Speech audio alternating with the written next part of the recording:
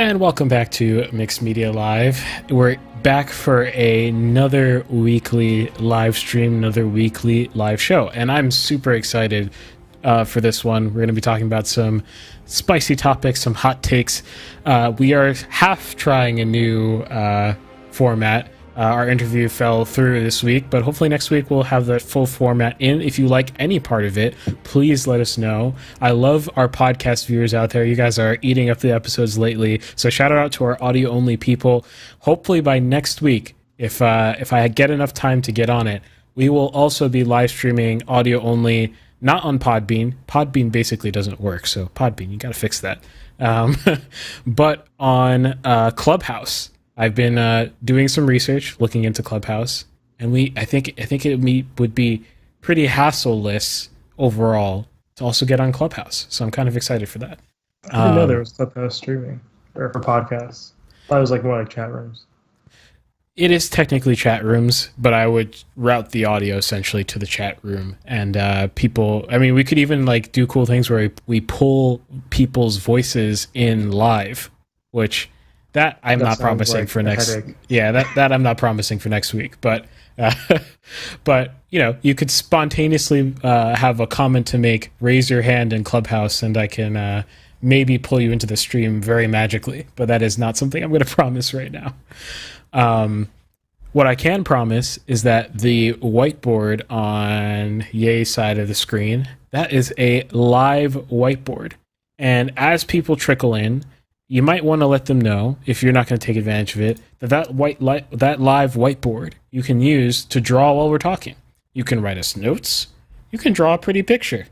In fact, you know, you could get super creative and do whatever the heck you want with it. Be collaborative with it, whatever you want. And that you can get privileges to that whiteboard if you are here live and you ask for privileges. That's all you need. It's just a chat that you want whiteboard privileges, and I will bestow the link on you, or one of us will bestow the whiteboard link on you. So what's this new format? So what are we going to do? So the way we're going to do this is actually first, for those of you who don't know the podcast, Mixed Media is a weekly live streamed podcast that we upload our episodes to our podcasting platforms and all of our other platforms every week. So we'll split this up into 3 segments and we'll post the final podcast there, but you can interact with us live. And what we do is we talk about art in all of its capacities. We have our particular interests that you can see underneath our names on the screen there, and we'll introduce ourselves in a moment. But we like talking about art philosophy, business of art stuff, the actual art itself, reviewing things, reviewing your things, arguing with the internet a lot, and our spicy hot takes and all that kind of stuff. Hold up. Yeah, Ben is frozen. And also, we sent a message on Discord saying, did I disappear from the podcast? Yes, I was like, Ben is being very still. I guess that's not what's happening. He's on his phone or something. I was like, okay. Well, never mind. Huh. It's weird that he's in the call still, but like, he said his screen is black, so. Interesting. Well, you can continue with the intro, I guess. Hopefully he gets back when you're done. Yeah, we'll wait. We'll wait for Ben to come back. But in the meantime, us two can introduce ourselves and maybe chat about what's been going on in our lives. So my name is Irving Nestor. I'm a film and media person. I love media entrepreneurship. I own a company called Ariella. You can check out my website at ariella.co. Don't have the hat on today, but I've got the shirt, which you can barely see. And it's pretty awesome. So you can check out my merch on my website. Yeah, Nathan. I'm Nathan. I'm a game developer and 3D modeler. Working on a couple of games. Sweet. How many games are you working on simultaneously at this point? It varies per time, but I always have a consistent one. Oh no. You've gone mute. Whoa. Wait, try speaking again? Yeah, hello? Okay, you're back on. That was bizarre. So Ben went in and then your audio went mute for some reason. All right, go ahead. What was I saying? How many games? So So yeah, it varies for time, but like I always have one that I'm consistently working on that'll hopefully be the one, if you know what I'm saying. Yeah. It's just like it's hard, man. It's hard. I am not. Hey, welcome back. I'm Okay. realizing that I'm not a level designer. It's like I actually just don't like it either. You know what I'm saying? Like it's just pain. It's just pain. That's it.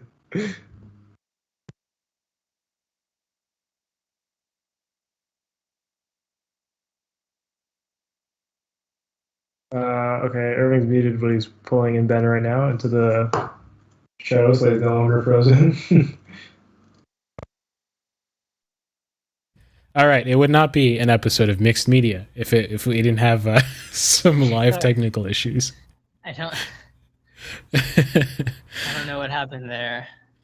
Ben, you're just in time to introduce yourself, though. Okay. Well, I'm Ben Costello. I'm a flute player, flutist, flautist, whatever you wanna call that, and a media composer. Sweet. And enjoying the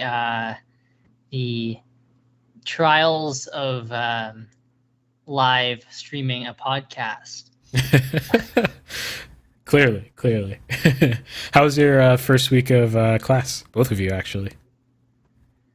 Not not bad. I would say it's my introduction to virtual schooling, which I don't like.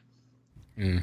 It's like I don't even feel like I'm really doing anything. Like I don't know. Yeah. I'm just kind of sitting in my room all day. Yeah. Are your lectures like on Zoom or something like that, and then you just tune into them?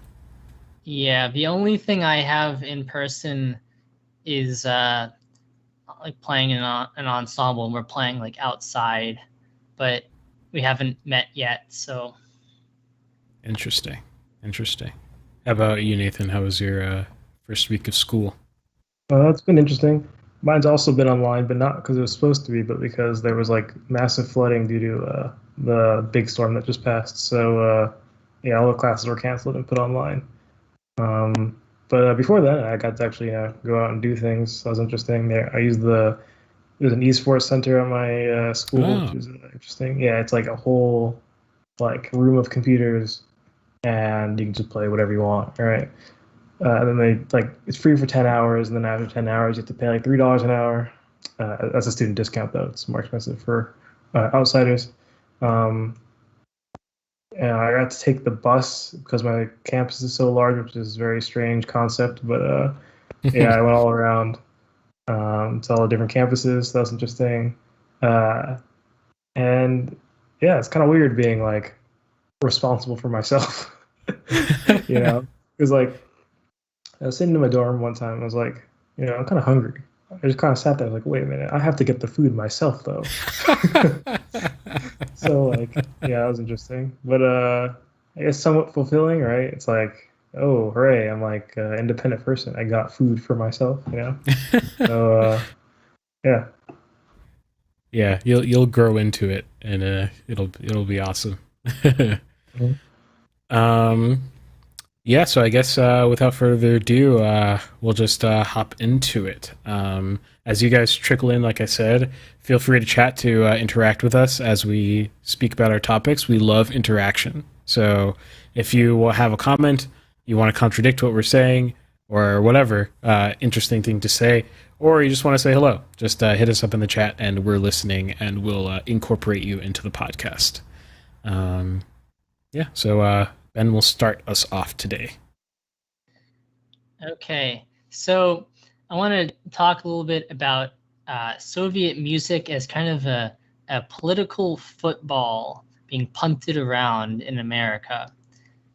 And, this is a topic that, like, if you're like a friend of mine in my family, you probably heard me talk about way too many times. But I haven't talked about it on this show yet. So I felt like it would be a good time to do that. It came into my mind because I was reading an article for one of my classes this week by Alex Ross. And I'm going to start with who Alex Ross is in a second. But I can't stand Alex Ross. I know it's a really unpopular opinion in the musical world. So, but I'll get to that. But the article was from a portion of his book, which is not what I'm going to talk about, but it is the introduction to his book. But it just reminded me of some of this stuff that I don't like.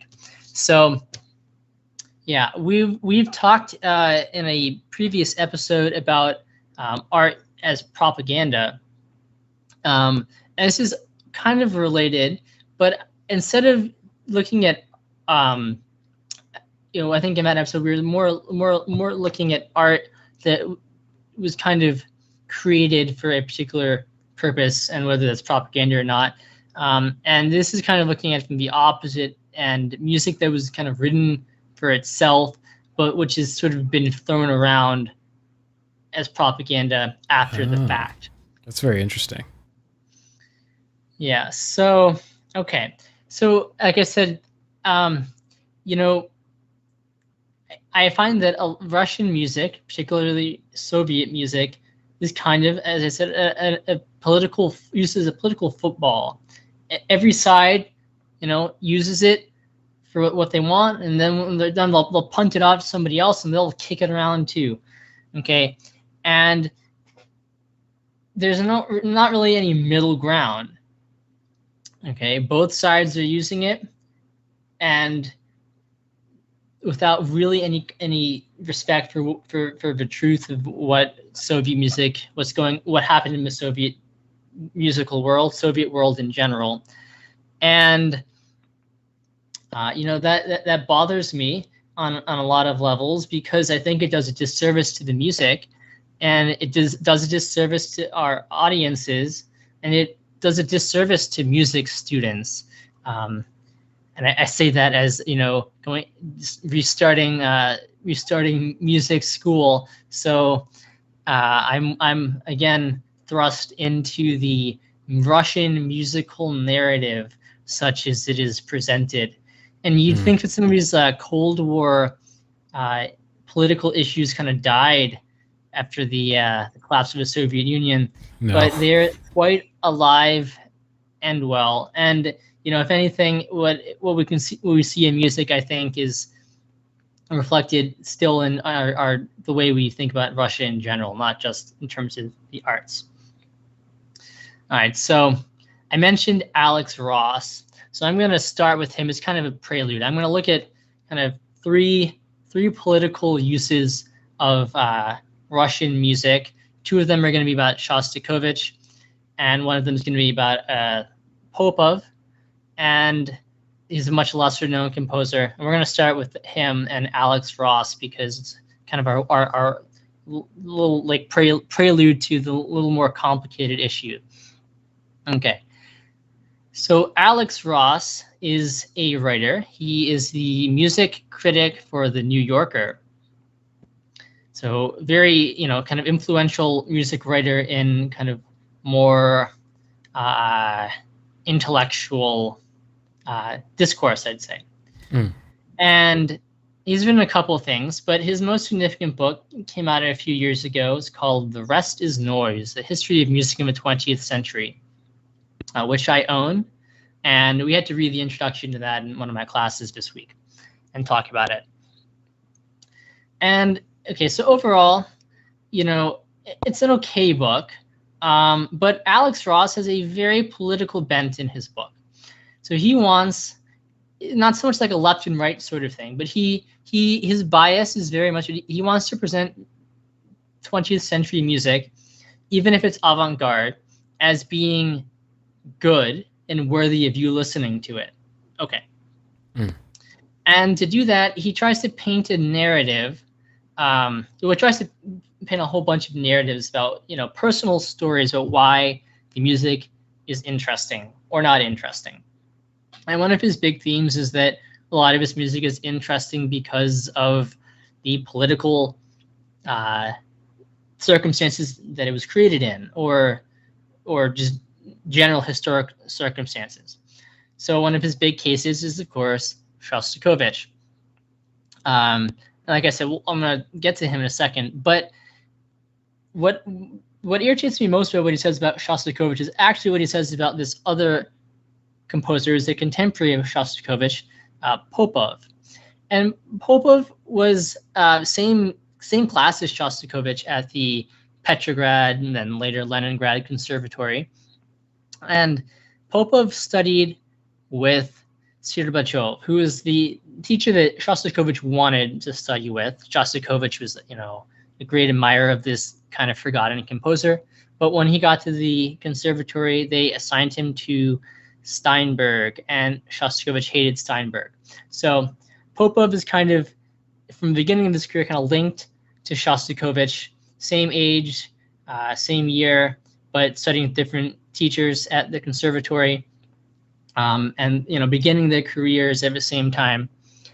And both of them write very interesting first symphonies.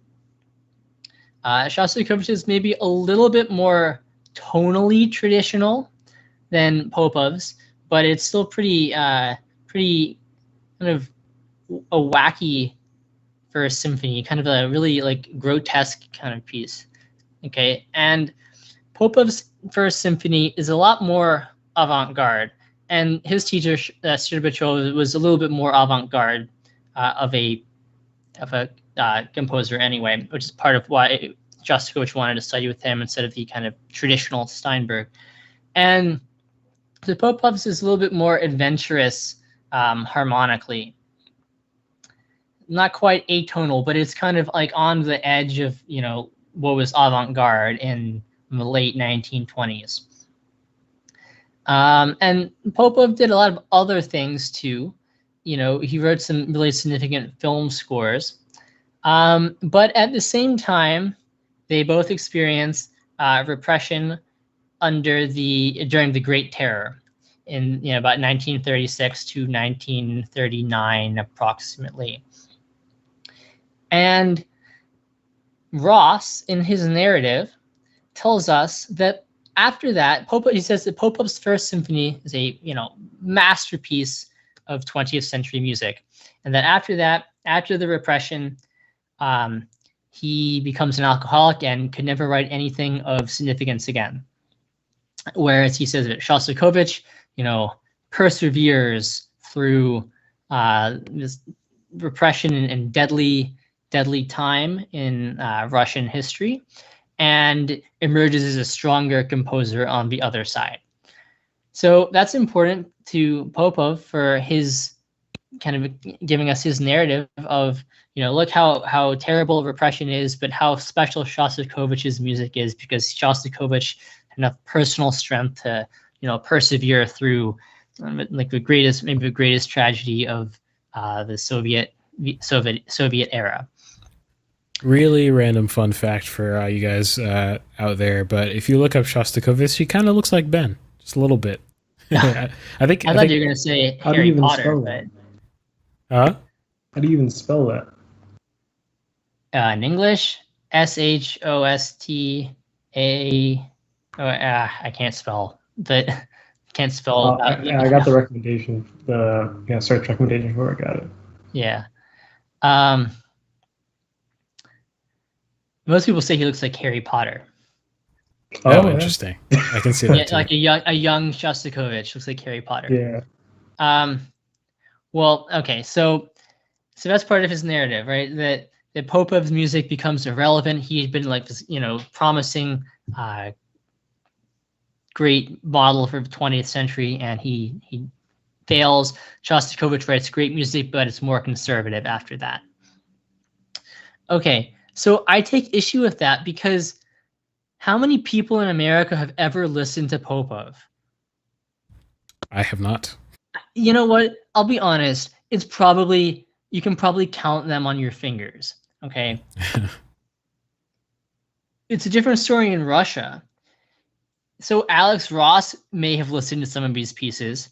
Alex Ross, I don't know that. I'm going to assume he's not just making up that he thinks these pieces are bad. But the average reader of this book has not ever heard of Popov before. And when you read that, you're going to go into anything that you listen to by Popov with that coloring your opinion. That's just, to me, that's he's using Popov as kind of his political tool to advance his own narrative that, Stalin was a brutal dictator, which, yes, that's absolutely true. But, you had to be like a special person to persevere through that and to create great art. I mean, look, I think Popov's later works are better than his first symphony. They're more traditional, yes, but I think they're really great examples of the Russian tradition in the later mid 20th century. How could like the music of Rimsky-Korsakov and Tchaikovsky evolve but still stay within that kind of mold? So I really like Popov's Second Symphony, Fifth Symphony, Sixth Symphony. Really great pieces, in my opinion. Okay, so I think, and does Ross explain why he thinks these are bad? No, he just tells us that Popov never wrote anything good again. Okay, so that's sort of a brief prelude to, Soviet music being used for one's political agenda without really regarding it, the music itself. And you can feel free to disagree with me. If you got, anyone who's listening to this, go listen to Popov, and you can say that his music is bad and his first symphony is better. That's fine if you feel that way. But I just, to me, we're trying to, even if you think that Popov's later music is worse, it's just he's not a political tool to be like, well, look what happened because of these political consequences. He became an alcoholic. I don't know where I got that information from, but I'm going to throw that out there. And look, of course, it affected how bad his music is. It's like, is that strategy called like poisoning the well or something like that? There's like a name for that kind of thing. Yeah. So maybe the bigger case is Shostakovich. And so I briefly kind of mentioned who he, I kind of introduced him there a little bit. Shostakovich is my favorite composer. Probably the most impactful composer, for me. And he, in some ways, is probably maybe the most popular 20th century classical composer. Okay, but it's a quite interesting story of how he kind of achieved his current reputation in America, and I want to kind of go through that pretty, not dwell too long on it, but I want to keep this short. We could probably talk about this for days, but so Shostakovich, was born 1906, died in 1975. So he's a 11-year-old kid at the beginning of the of Russian communism, at the Bolshevik Revolution, dies towards the end of the Soviet era, but not before it. It's still around when he died. So he kind of lives through pretty significant change, and he's throughout basically the entirety of his career hailed as the great Russian composer, both internationally and at home. Kind of, he's as a teenager kind of preordained to carry on the legacy of Tchaikovsky and all the other great Russian composers. And his music is very it changes quite a bit over his career, and maybe not in the most obvious ways, but he's really I'm gonna use, so his great friend and the guy who conducted the premieres of most of his pieces Ravinsky, he calls him in an interview he gave after Shostakovich's, or I guess slightly before Shostakovich died. He calls him Istine Lieta Peace. Okay, so he basically says that he's a chronicler of his own life and the reality of life in the Soviet Union. Okay, so that's what Urbinsky calls him. So Shostakovich, so he starts off his career, like I said, hailed in Russia and abroad as the great Russian composer, even from the time he's a teenager. But things kind of change as attitudes towards communism in America and in the West generally shift. And in particular, every time we get to World War II, he's seen as being just writing propaganda, and his music is devoid of any value. And this is reinforced by a very important figure, kind of hidden figure in American musical history, a guy named Nikolai, or as he went by in America, Nicholas Nabokov, who is, I think, the nephew of the great writer. And Nicholas Nabokov, so he's a significant figure because he is the music advisor to the CIA's Congress for Cultural Freedom.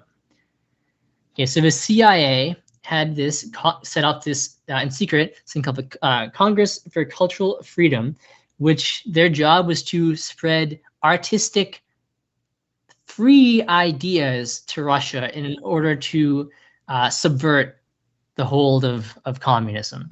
Scary. And he's their musical advisor. He's also the musical advisor and the to the JFK's inner circle. So he has a direct impact on two speeches that JFK gave on artistic freedom, contrasting artistic freedom in the Soviet Union and America. Okay, so he's a very influential figure who's kind of in the shadows. As such people dwell.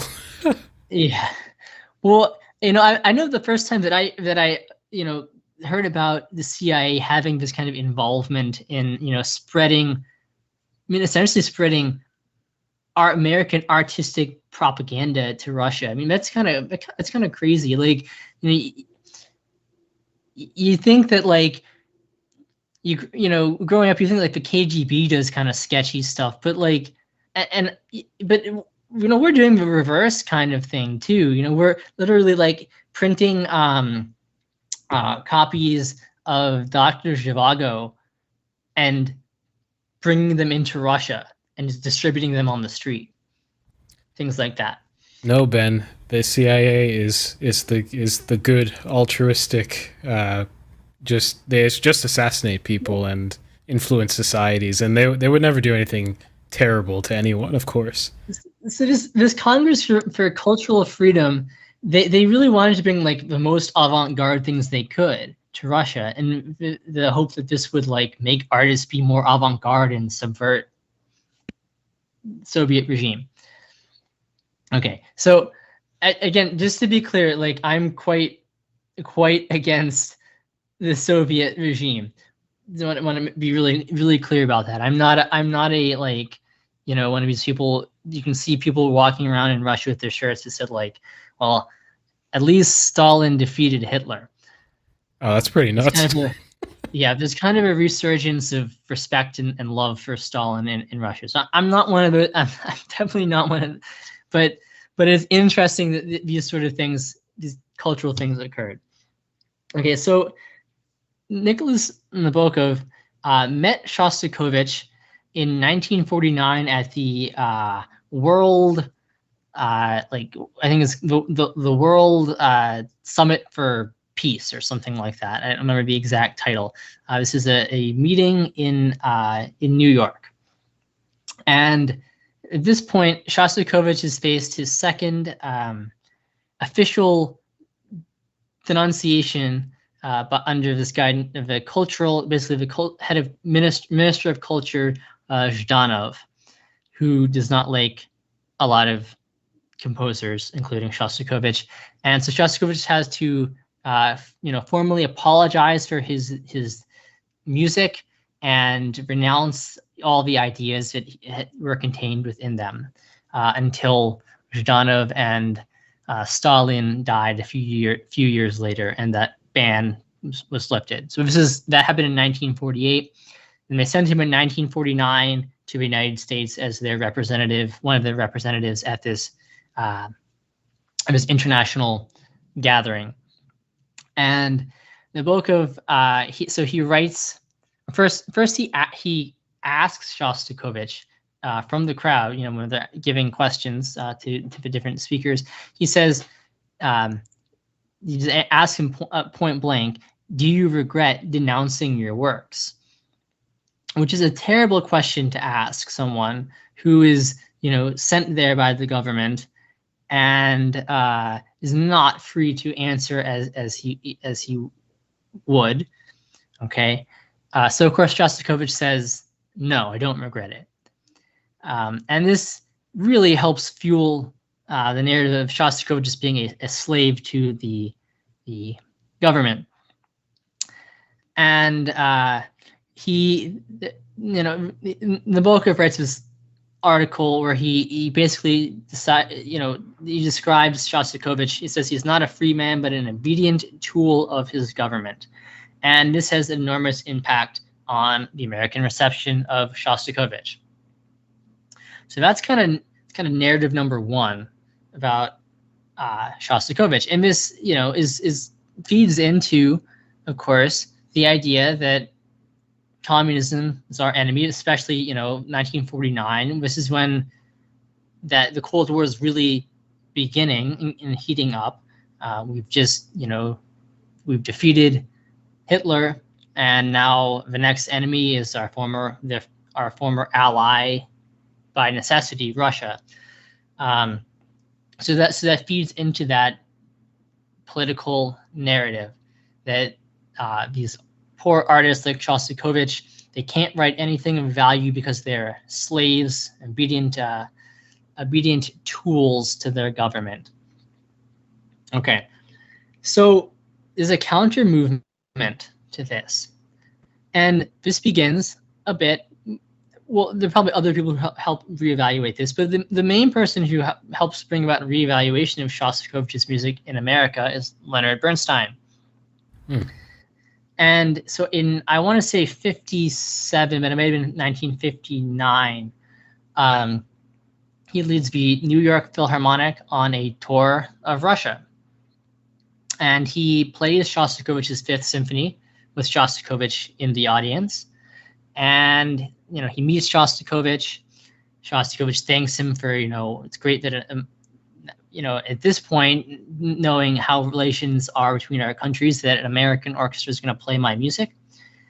So then Leonard Bernstein comes back, and he kind of decides he's going to spread the reverse political gospel on Shostakovich, in which Shostakovich is persecuted, but his music is really great. And here's the key, okay? It's really great, not just because it's immediately broadly popular stuff, but here's how I can fit this in with how much we hate Russia here in the Cold War. It's got all these secret messages in it. Okay, and this is alive and well today. Go to a music school. Look in your music history curriculum that all your future musicians are getting. Go to a program. Read, something was a concert that, don't go to a concert these days. There probably aren't many in-person concerts now, but if you listen to a concert, that has Shostakovich's music on it. Read the program notes, or just look at the titles of these things. Like maybe 3 years ago, there's a program with Shostakovich's Fifth Symphony, the Baltimore Symphony Orchestra did, with Marin Alsop conducting it, who was Leonard Bernstein's last student. He's carried on his torch. The title of that was, I think, I might be paraphrasing slightly, but I believe it was called Hidden Codes or Hidden Messages, Shostakovich's Fifth Symphony. And she gave a pre-concert talk about decoding. And she definitely used the word decoding all the hidden things in Shostakovich's symphonies, as if there's a hidden code in the music. Okay, and Bernstein, tries to prove this by he takes the end of Shostakovich's Fifth Symphony, and he plays it really fast. And he says it's supposed to be played really fast because it's like 32 straight measures of the orchestra playing the note A, and then the brass playing this melody on top of it, and it's kind of a triumphant ending. But Bernstein says, well, it's so artificially fast, it just sounds really hollow. And what it is this is the sound of a man rejoicing, but only rejoicing because he's being beaten on the head with a stick, being told to rejoice.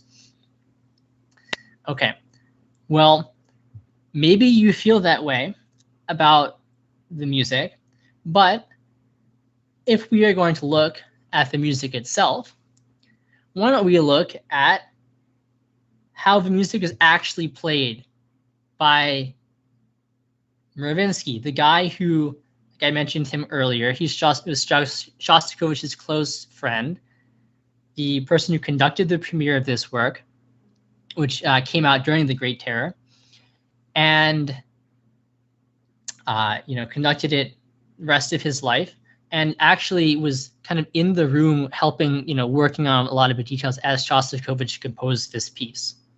Okay, so Mravinsky plays this more than twice as slow as Leonard Bernstein. In fact, when Leonard Bernstein played this piece in Russia, played with that fast ending, of course, Shostakovich, thanked him for playing it. Then the next day after Bernstein left, he writes in the press, "There's a terrible rendition of my symphony. The end is, ridiculously fast. It's not what it's supposed to be." Ooh, rip. So even if you buy that, wow, that it's so fast, it sounds so artificial, well, that is not what the piece sounds like, okay? And this is a significant piece. I mean, when this piece came out, the premiere of this, it resonated people regardless of this. Okay, people widely reported that almost the entire audience was in tears at the premiere of this piece. Okay, so it's not like he needed some kind of hidden political message.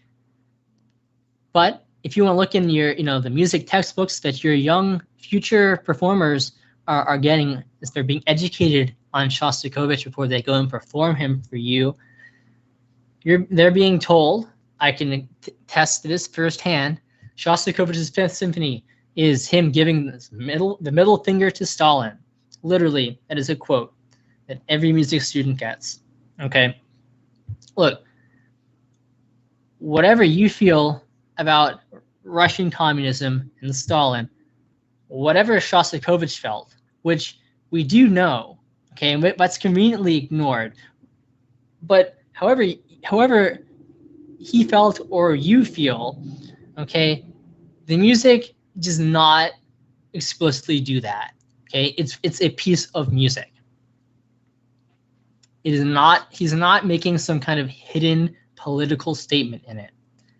The other example of a hidden political statement that we get is from towards the end of Shostakovich's life, a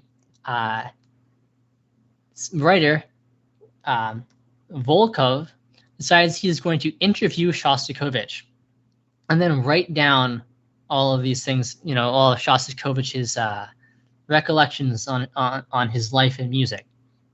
Volkov is a pretty discredited person. He did the same thing with this Russian poet Brodsky towards the end of Brodsky's life, but he made the mistake of publishing it right before Brodsky died. And Brodsky reads this and says, "I didn't say any of those things." Dang, that's pretty crazy. Someone's willing to lie Why about would he some. do that while he was alive? Right. So he waited. Luckily, with Shostakovich, he waited until after Shostakovich died.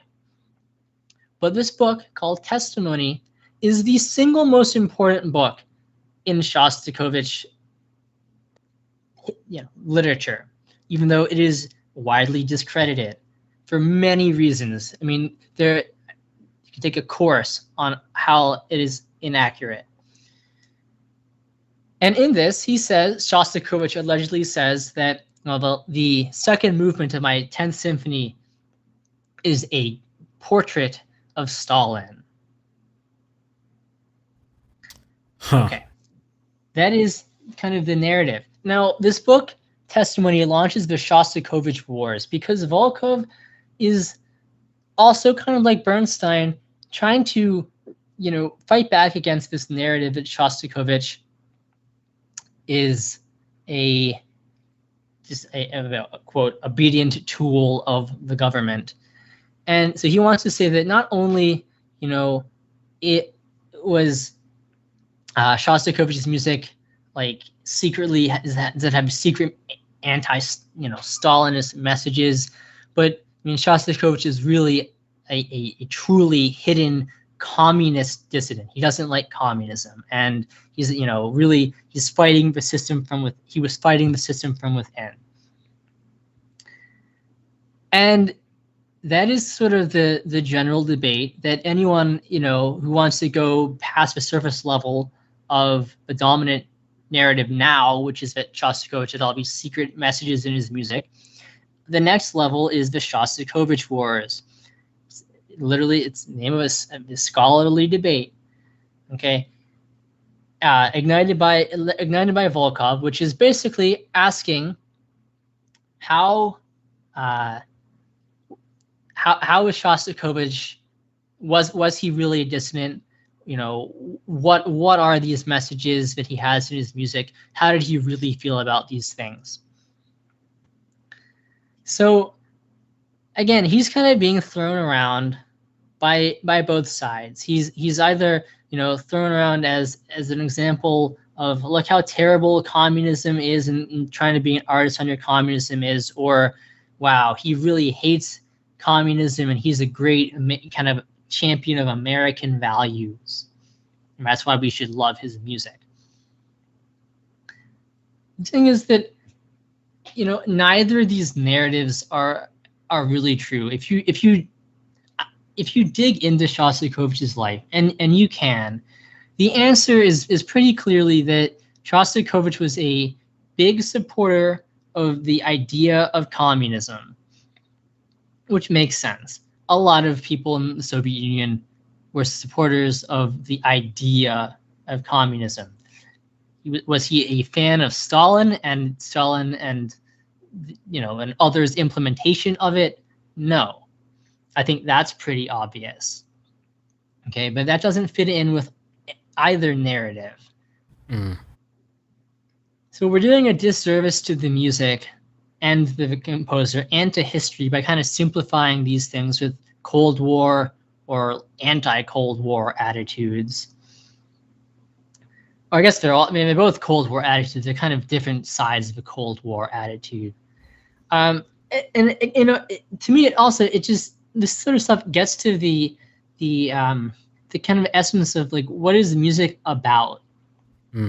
Does a composer, even if he wanted to, would a composer say, wow, this is a portrait of a political figure, if they weren't asked to write that?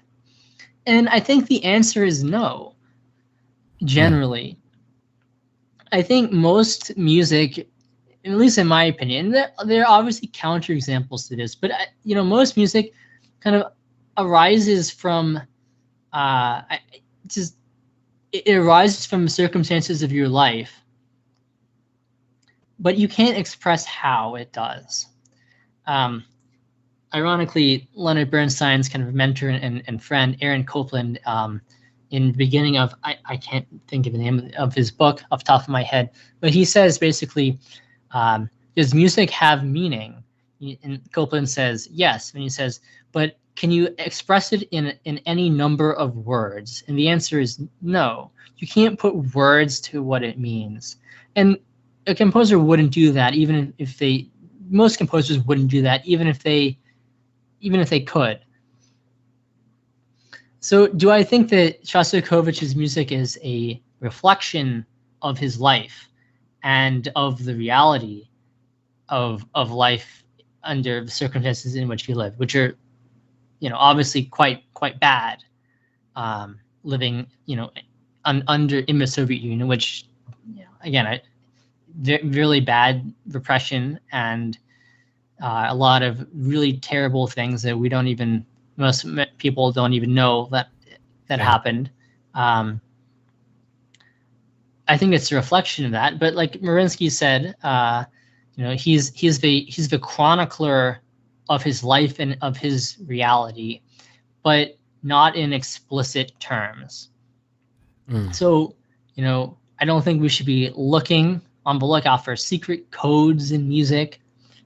Or I don't think we should just generally, I think we need to figure out a way to just generally reckon with Soviet music itself.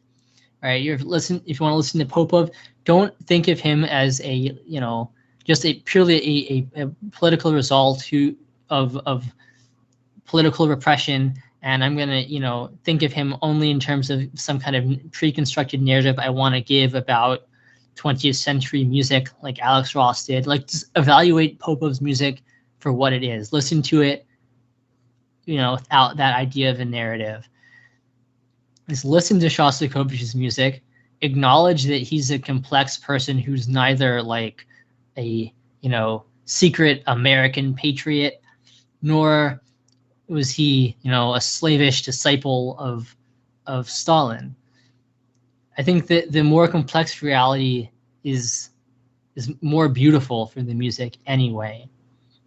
And I understand it doesn't sell very well, especially because unfortunately a lot of classical music audiences are older who, spent their lives in the Cold War, early part of their lives in the Cold War, and so those attitudes are appealing. And you put that on your programs, advertise your pieces, your concert with, decoding secret messages of Shostakovich's symphonies.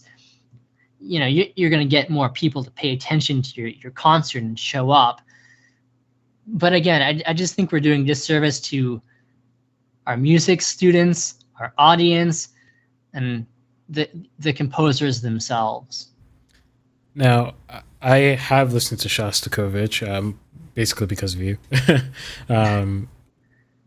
Yeah, and I remember one thing that I came away with was a lot of passages felt sarcastic to me. And I don't know if that was just it was one of the first times I've ever heard something that sounds sarcastic musically speaking. I don't know if that has anything to do with this discussion at all, but I just think that's novel, at least to me. And oh yeah, well, whether that's truly relevant to this or not, I don't know. I will say that you've kind of like come up with one of the best adjectives for a lot of his music. And, I spent, well, you probably remember, at least to some extent, although I wasn't around that much for it, but I read that, 150-page senior thesis trying to quantify how his music fits that adjective by actually looking at the notes themselves. And that was quite an endeavor. But I think that's one of the most immediately striking things about his music. And you're like, but how do you actually quantify that in terms of what actually makes it sarcastic? I couldn't like really tell you. and that's really the trap too of studying him as a if you're not studying him from the perspective of theory, because what it sounds like, but you can't exactly put into words how it achieves that effect, but it does. I personally think that's less related to this.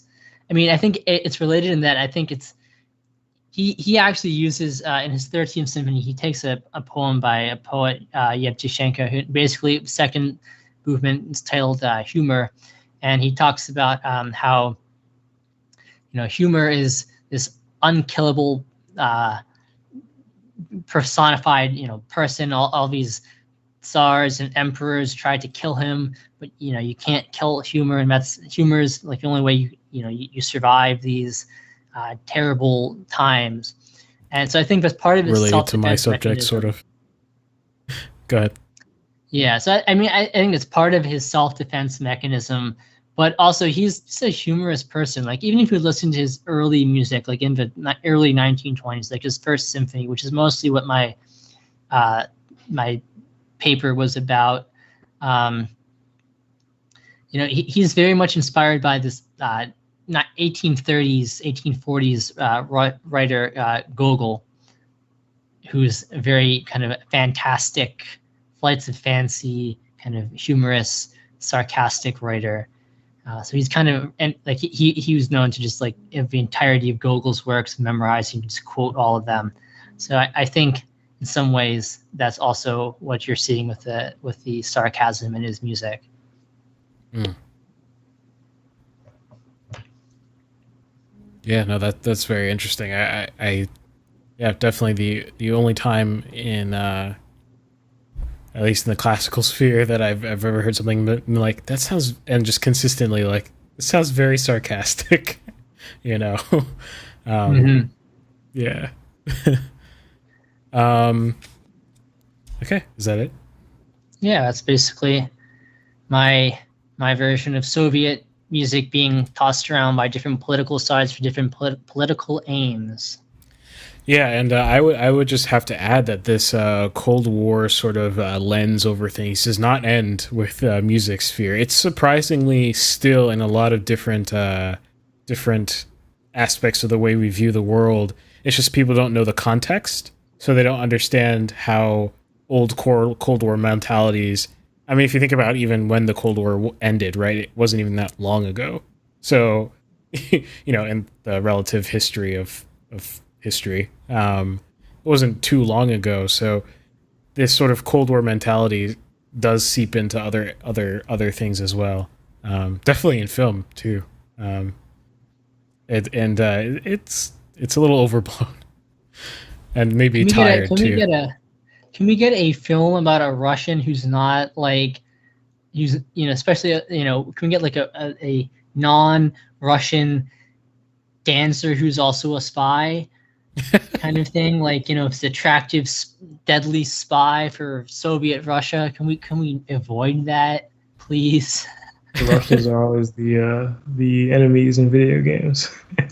Right, yeah. I mean, Battlefield's sort of changing that now, right? Or did they not? I forget. Did they totally change that in Battlefield? For the current one, the 2014?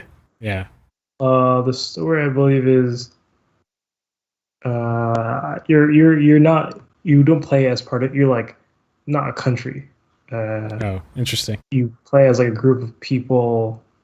I guess they're organized, so I mean, but I think they don't have land. I think is the things. I guess they're not a country in that thing. I think I could be wrong. I don't remember who you're fighting against, but I don't think. I remember the Chinese play more a role in 2042 as they did in Battlefield 4. Yeah, I believe. Yeah. But there's still like in Battlefield 4, there's still like plenty of maps that are based around US versus Russia in like a modern setting. It's just kind of like, I mean, it's fun in like a genre way, I guess. But like in terms of like the geopolitics of today, it's not terribly relevant in the same way it was during the Cold War. So, yeah, I just find that stuff interesting. All right, well, it is time. In the future, there will be awesome stingers transitioning between these segments. If you guys like this format, I will actually spend the time to make those stingers. But for now, we'll see how this goes. But beautiful stinger will come up here and we'll transition to the next segment. Some nice audio effects. I'll put together something nice and beautiful. But for now, the second segment is going to be our hot takes of the week, and we'll do this subject by subject. So start arguing with Reddit series. So we haven't done one in quite a while, actually. But if you go back, you'll find episodes where we spend the entire episode just reacting to things that we find on Reddit, all over the internet. Usually just interesting things that we want to bounce off of each other to learn from. And we invite those people to, see the podcast, come on the podcast, and they can even interact with us live if they want to. But this way we're changing the show, we're going to do it such that every episode we have one segment per topic that is hot takes for that topic of the week. So this week is gaming for Nathan. And so I'm going to pull up the hot takes of the week. Is there let's see. Now there's no particular order, so I'll just do this at random. If I can do this without embarrassing myself live. Let's see. There we go. So this one's from Ben. I actually spliced yours together, Ben, so that they were like one big image. And do you want to give Nathan a gist of what's happening in this very long hot take? Sure. So this is a thread about what do you find the most annoying about contemporary video games. And this person seems to think that in contrast to games when I assume he was growing up in the 80s to early 2000s, the games today do too much hand holding, and they point you to where to go. They don't leave you a lot of room to do anything else. And if they were to take away like explicit instructions about how to go, what to do, where to go, there are no sort of like in-game organic ways of finding out what to do like there used to be. Gotcha. Joust the opinion, Nathan. Okay. Interesting. Okay. The hand holding wasn't like the thing. His problem with games with hand holding is not what I expected it to be, but I guess I can see what he's saying. Where a lot of games have like markers telling you where to go and whatnot. I don't see the inherent fun that would come from removing those. So like, imagine if you're driving a car and then you just had no GPS. Like, is that more fun? I don't think so. It just sounds like you have a higher chance of getting lost, which if the world is interesting enough, maybe getting lost is interesting because you get to see things you would not get to see otherwise. But chances are the world is not that interesting because you can't detail, every single bit of a world. You can't detail it all out. So in like an open world setting, so I imagine the most interesting things will actually be en route to where you need to go, assuming things were designed nicely. It'd be very strange because if I'm designing an open world game, I'm going to put most of the detail in the places where I know people are going to be. I'm going to leave, because I have a schedule, a budget, so I would leave things that are not in the path of the player as less detailed. So, for example, imagine GTA, right? Like, if you go to like the Sandy Shores area, there's like huge, vast areas of just nothing, right? There's not really a reason to go in them to begin with, right? So it doesn't really matter. If you didn't give someone a GPS and they happen to wander in there, and then they're looking at nothing now, right? So I can see this actually, the marketing stuff actually being economical for the developers, and I get how you could get some enjoyment from. This person mentions like looking for things based on a description, and Ghost Recon Breakpoint had a similar thing. There's actually an option you can turn. By default, markers were, I think it was like the recommended way, was that different level. Like when you want to go to the next level, since this is a whole big open world map, it wouldn't tell you exactly where to go. It'd give you a province that it was located in, and it'd give you a description of like what's nearby and stuff like that, right? And you look at the map, and you go, okay, this looks like the warehouse I was talking about, and it said like east of the warehouse. Let me look east, and I see a building there. Maybe it's that. Let me go try and find it. I actually found that pretty annoying because like I don't know. Maybe it's just that it wasn't done well, but I was pretty much able to find it like all the time. It just took a long time, like because it wasn't like I was exploring in the real world. It's like I was looking at the map, trying to figure out okay, which building's the warehouse, right? and then which building to the east of the warehouse am I supposed to be going to? Um, and it wasn't like usually it wasn't because there were multiple buildings that could all be warehouses. Like I just couldn't find the building. Like I was just scanning the province and like where is this warehouse? Um, so I guess that's a different thing to what he's explaining. He's talking about the Elder Scrolls Morrowind, which I assume how it would work is I haven't played it myself, but I assume how it would work is it says NPCs gave you descriptions of the location until you had to get there. So yeah, it gives an example: take the western road, turn north at the river. That's different, right? It's not telling you look at the map and like scan it and try to figure out where you need to go. It's giving you proper directions, which can enhance the immersion because it's kind of weird that you have like a GPS like system in a game where modern technology doesn't exist like Morrowind. But at the same time, it's also a game, and so things like that are just okay sometimes, depending on what you're going for in your game and how much you care about what you're going for. What are you willing to sacrifice for other good things? So yeah, honestly, I don't think it's inherently bad. Well, actually, the person doesn't seem to think so either. It says a notable exception are the Dishonored games. They had markers, but you can switch them off. Oh, okay. And level design had big levels with many different approaches. You always have a rough idea of what your target was likely to be. Screw it. Okay, that sounds more interesting. Clues spread around the level.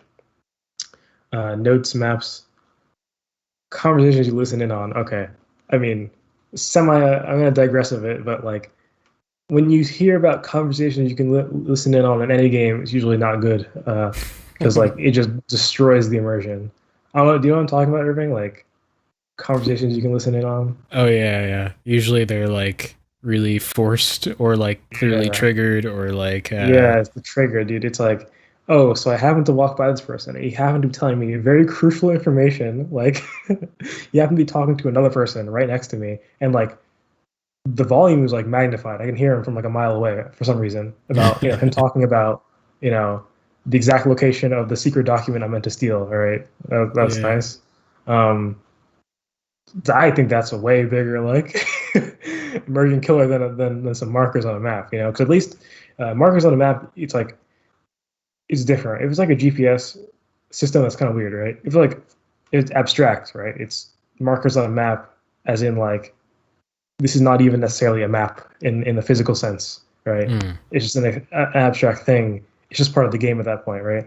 It's like how you can play a game like Monopoly, right? And you don't go, well, this physical board isn't realistic, right? Like, there's not gonna be any board in real life. Whatever. It's like it's an abstraction of like the concept of business, right? So, and that's just fine. So yeah, I guess those are my thoughts on it. I don't think it's really that bad. In fact, I can't really think of many many times where it'd be good. Oh, actually, it's kind of different, but in Dirt Rally, there's a setting where you can, well, half of the game is like, it's a racing game, right? Rally racing, and part of the game is knowing where you need to go, right? Because you're going so fast that you should know beforehand, before you get to a turn, when you need to turn, right? Because there's some like blind corners, for example, where you can't see what's after it, right? So just as in real rally racing, you have a co-driver, I guess, I don't know, whatever you call him, who's telling you, okay, in like X amount of time, turn, left, right, whatever, right? And that's an interesting thing, right? Because you're not actually getting like waypoint markers on your screen. Uh, it's just instructions, like he said. I think this is a lot more exhilarating because it's actually part of the challenge in a way, right? Like in this scenario, like you'll get there no matter what. You know what I'm saying? You'll get there. If you can't find it, you just get lost and it'll take longer, but you'll get there. In this, you can fly off a cliff if you don't know where you're going. In Dirt Rally, it's part of the losing condition. If you know what I'm saying, it's part of the game. It's part of the skill required. You don't actually need to understand the directions to get to where you need to go in Morrowind, because you can just walk around and eventually you have to get there, right? So yeah, that's all I guess I have to say about that.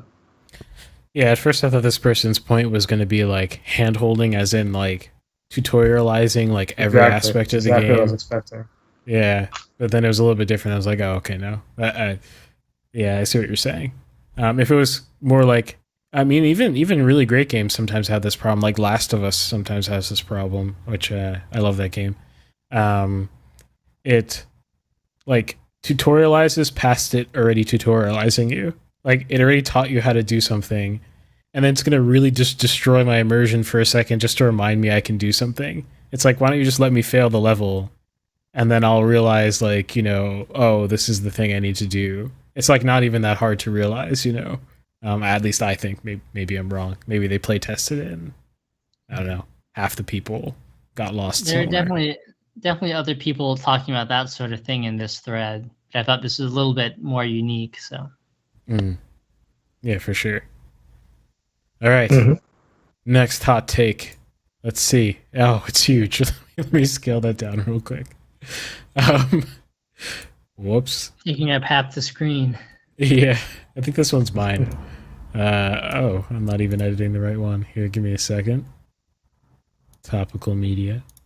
Settings. There we go. All right. This one's from me.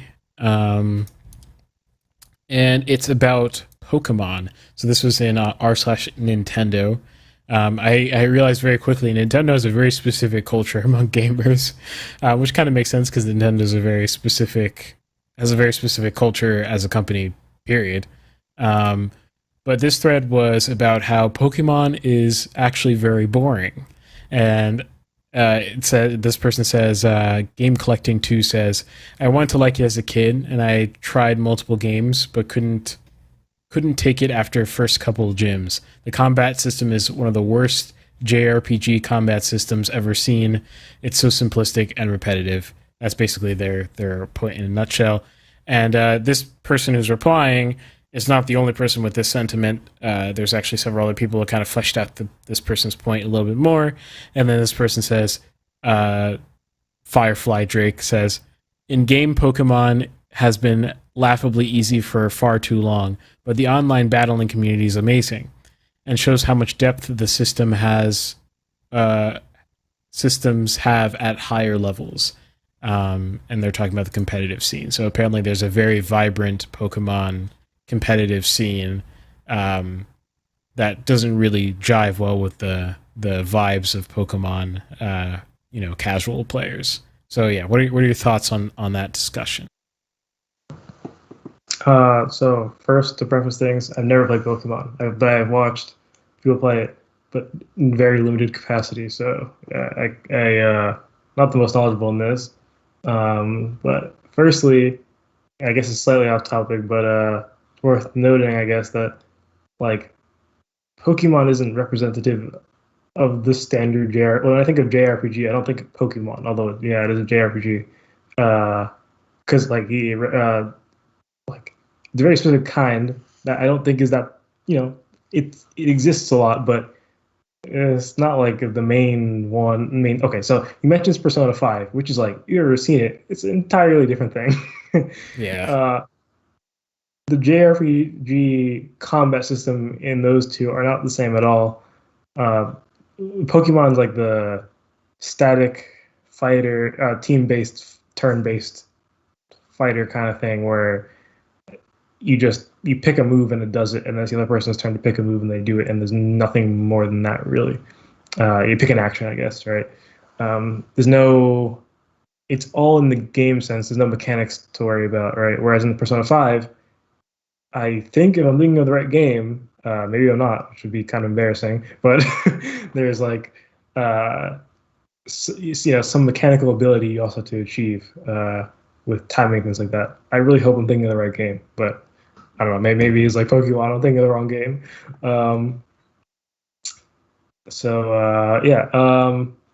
I do think that whenever I see Pokemon, I just didn't get it. I was like, this does seem boring.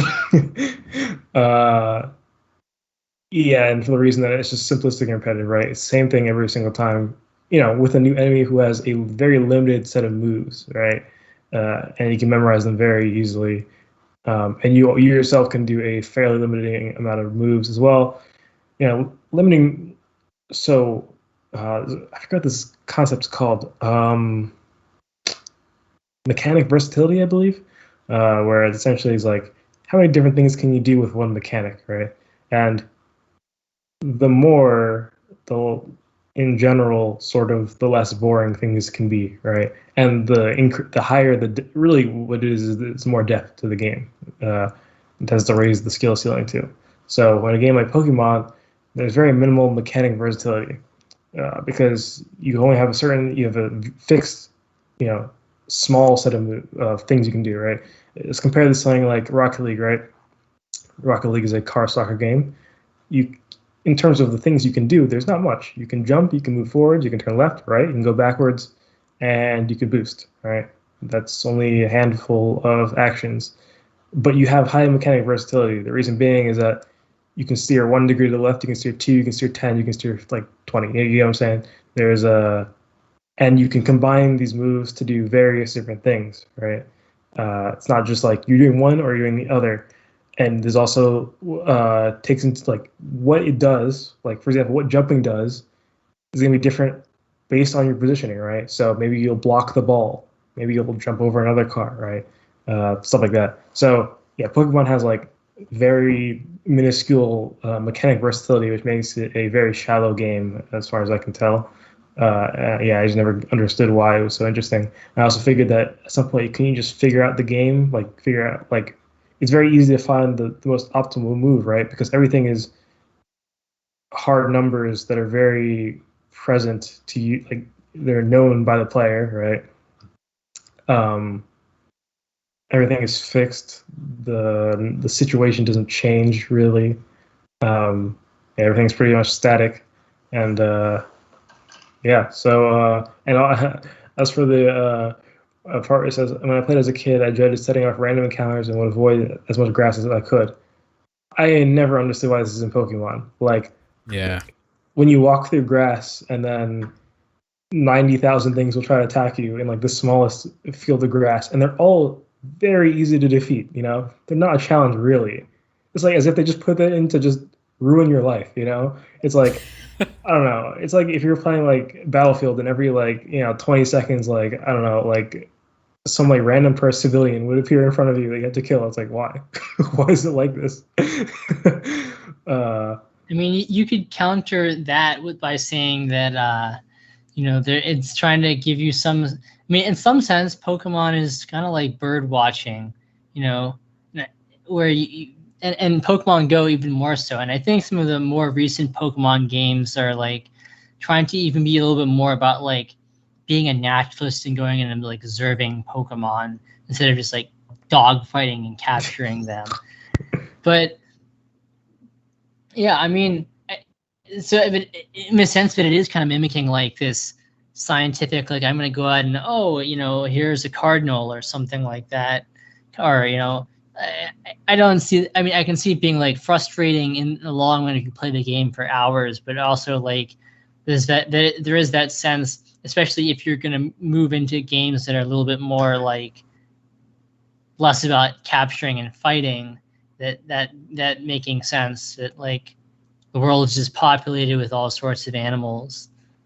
Mm-hmm. I see. It would be interesting to sort of solve that while keeping that sort of vibe would be like just shortening the time it takes to do combat if you want to speed through it. So if you don't care to fight the 50th Magikarp again that does nothing, like you can it would be interesting if there's like for example, an auto battle feature, right? Some games have that where in games where battles tend to be longer, right? And you don't necessarily want to play out every single battle because they're so long, and some of them might be not important, like a Magikarp battle for the 50th time. You can just let the AI do it for you. It'll do it instantly, and it'll just be like, it'll just calculate like approximately how things should have gone. Usually, it favors the enemy just to encourage you to actually play the thing, to learn how to play the game, right? But if you're fighting a Magikarp, it literally does nothing. So like, you just win. But yeah, I think that would solve both issues, right? Because you still do this like um, setting wise, it's the same, and the sort of emotions that it invoke are going to be similar. But if you don't want to, you don't have to deal with the grass and the water stuff. And I do know of this Pokemon Showdown thing that they're talking about, and that I have some friends who play that. I don't know anything about it. I've never seen anything. I've never seen it. I actually have seen it, but like really not a lot at all. So I can't comment on that. I don't know. Maybe it's a higher skill ceiling game than I think it is. I don't know. I think a lot of people I've seen on the thread are saying that the literal mechanics rely like in the actual game. The problem is that you have very, like you said, very obvious like wind paths are just super obvious. But like with the same exact mechanics, without changing a single thing, you actually if you were to allow people to pick whatever lineup of Pokemon they want and whatever move lineup and ability set and all that kind of stuff, it actually becomes a high depth game to pick the lineup with no clear wind path is the I see. yeah. Because I feel like playing normal Pokemon is somewhat akin to playing rock paper scissors if you know all the answers. You know what I'm saying? If you know what your enemy can do, right, then it makes it a lot easier to know what you should do, right? And essentially, it's just a percent chance of winning that. Guessing what they did correctly and whatever. But adding just the mechanic of being able to choose who you can play as, that's going to increase that mechanic versatility by crazily, because you have all these different combinations that can, I presume, have sort of cascading effects on each other. Yeah. Yeah, and I'll just add my personal experience with Pokemon. The punishment you get for just trying to level up your I remember there's some segments that now in just retrospect it just seems poorly designed. Like, you're trying to beat a gym, right? And you go to that, you can't beat the gym yet because you have to level up your Pokemon. But the thing is, in the area of that gym, the Pokemon levels are in like in the wild of the grass and all that kind of stuff. They're awkwardly too low to level up your characters fast enough, even though you'll like immediately destroy them. Like it won't give you enough XP in return. So then I have to walk to the gym, fight a whole bunch of weak animals, go to the gym, and fight those really strong ones because I want to level up my Pokemon faster, get destroyed, get sent all the way back to the hospital, the Pokemon hospital, I forget what it's called, and then walk through the grass again. And I have to do this for hours just to be able to beat the gym. And I feel like I just completed the game for the sake of completion, not necessarily for... there's some points that it's just like, I don't want to do this. So, yeah. I feel like if Nintendo did their thing where they focused more on aesthetic with Pokemon, like Ben was saying, and it was like more like what I think Animal Crossing is like, although I don't really know anything about Animal Crossing. More like the aesthetic of the game takes like full control of your enjoyment instead of the mechanics. I feel like that would work better. Pokemon watching essentially sounds more pleasing.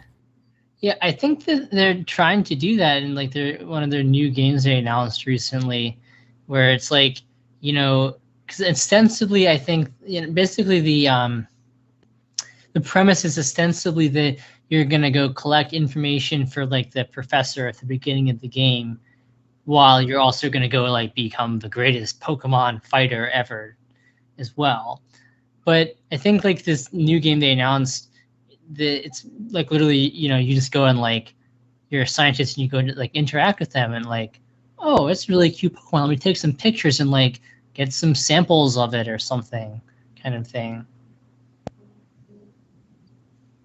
It's definitely an interesting take. I'd like to see what the Pokemon community thinks about that. Okay, and a last hot take. So this one, oh, this is your own one, Nathan. Yeah, walk us through this picture. Okay, yeah, this is on from r/gaming. Yeah, from r/gaming, and on the left, it's a picture of a bunch of Xbox exclusives, and it says underneath, spend $60 once, get your games across current gen and next gen with no hassle. Right side is a bunch of PlayStation exclusives and says, our PS5 games cost $70, and we charge you to upgrade your PS5 to your PS4 to PS5 if you pay us money. All right, so essentially, it's criticizing PlayStation for having people pay money. So for example, right, game like Horizon, which I presume came out on the PS4.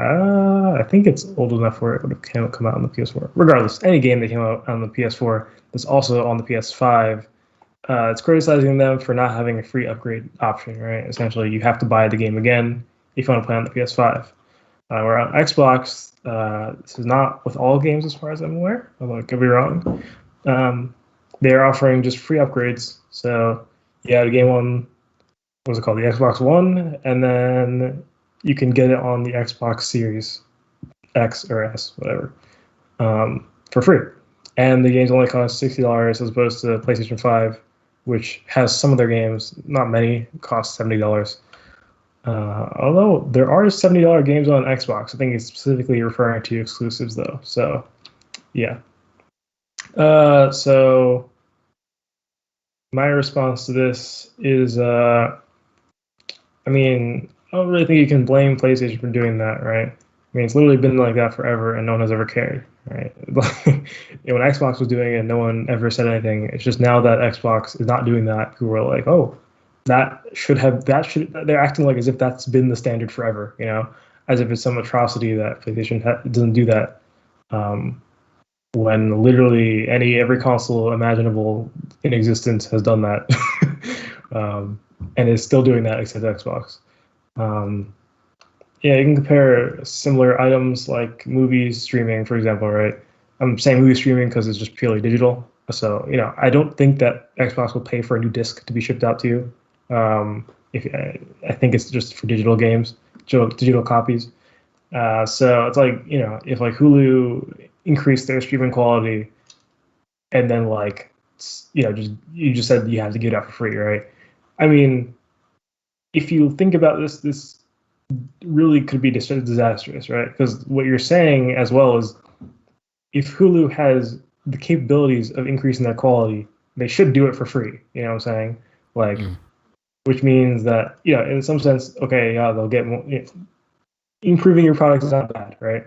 But for the same amount of money, you're increasing utility and just saying, but it should cost the same, right? That's like saying, well, I mean, if we're ignoring the fact that this is not a digital item, it's like saying, oh, well, I bought a PS4, and so the PS5 should be free. Like, what? If we're excluding the fact that it costs money to make a PS5, right?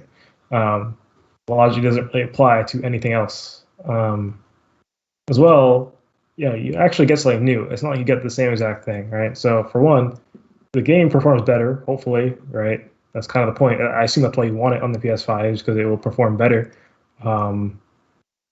So you're actually getting something out of it, and I don't know why you expect to be getting something for free. Yeah, you can get things for free, right?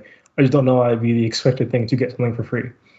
It's not like, once again, it's not a established thing that this is how it works.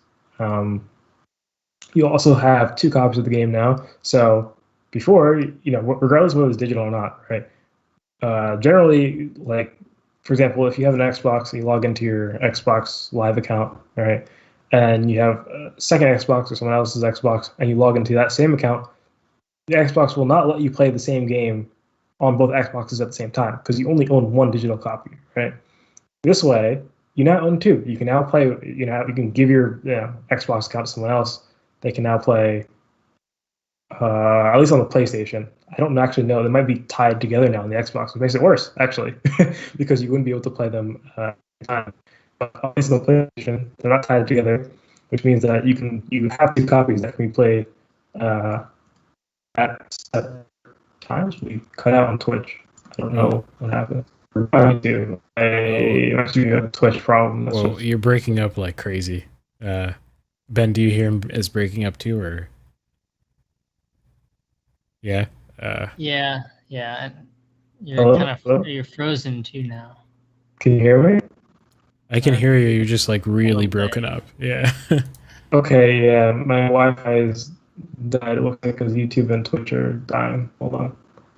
Okay. Yeah, that actually beautifully ties into my topic, honestly. um, it's there's interesting questions about these things I don't think have been properly addressed, even though we've sort of moved in this direction as a society to like these digital only things. But they're interesting questions. Am I back? Am I good? Mostly, I think. Speak again. Hello, testing. Am I speaking normally? You're not like quite normal. You're like a little The weird robotic. thing is, you guys aren't freezing. I can see myself freezing in the preview, which is very strange. You sound kind of normal now. Better. Yeah. Oh, we're good? Oh, Yeah. looks like my video's back, right? Or mostly back? Yeah, it's back. Mm-hmm. Okay, well, I don't know what I was saying. Let me check my notes to see where I was. Yeah, you have 2 copies on the PlayStation, which means you can actually play it on different things. And also, I don't know if they're doing the free upgrade thing for Xbox, but as I said before, or free upgrade for physical copies on Xbox. As I said before, I doubt it. But if they are, then I mean that's even worse of a case for this argument because you're getting something that costs money, like the physical thing costs money, right? Yeah, and also, I think we need to get out of the mindset that higher prices are inherently bad. All right, it's like, imagine let's think of like the starving artist like thing, right? That we see often, right? It's like, would you really buy a painting from the starving artist for $2 and be like, oh great, I got a bargain, right? It's like, okay, well this person's like starving, right? And probably did more than $2 worth of work to create whatever you wanted, right? So obviously it's not the same scenario.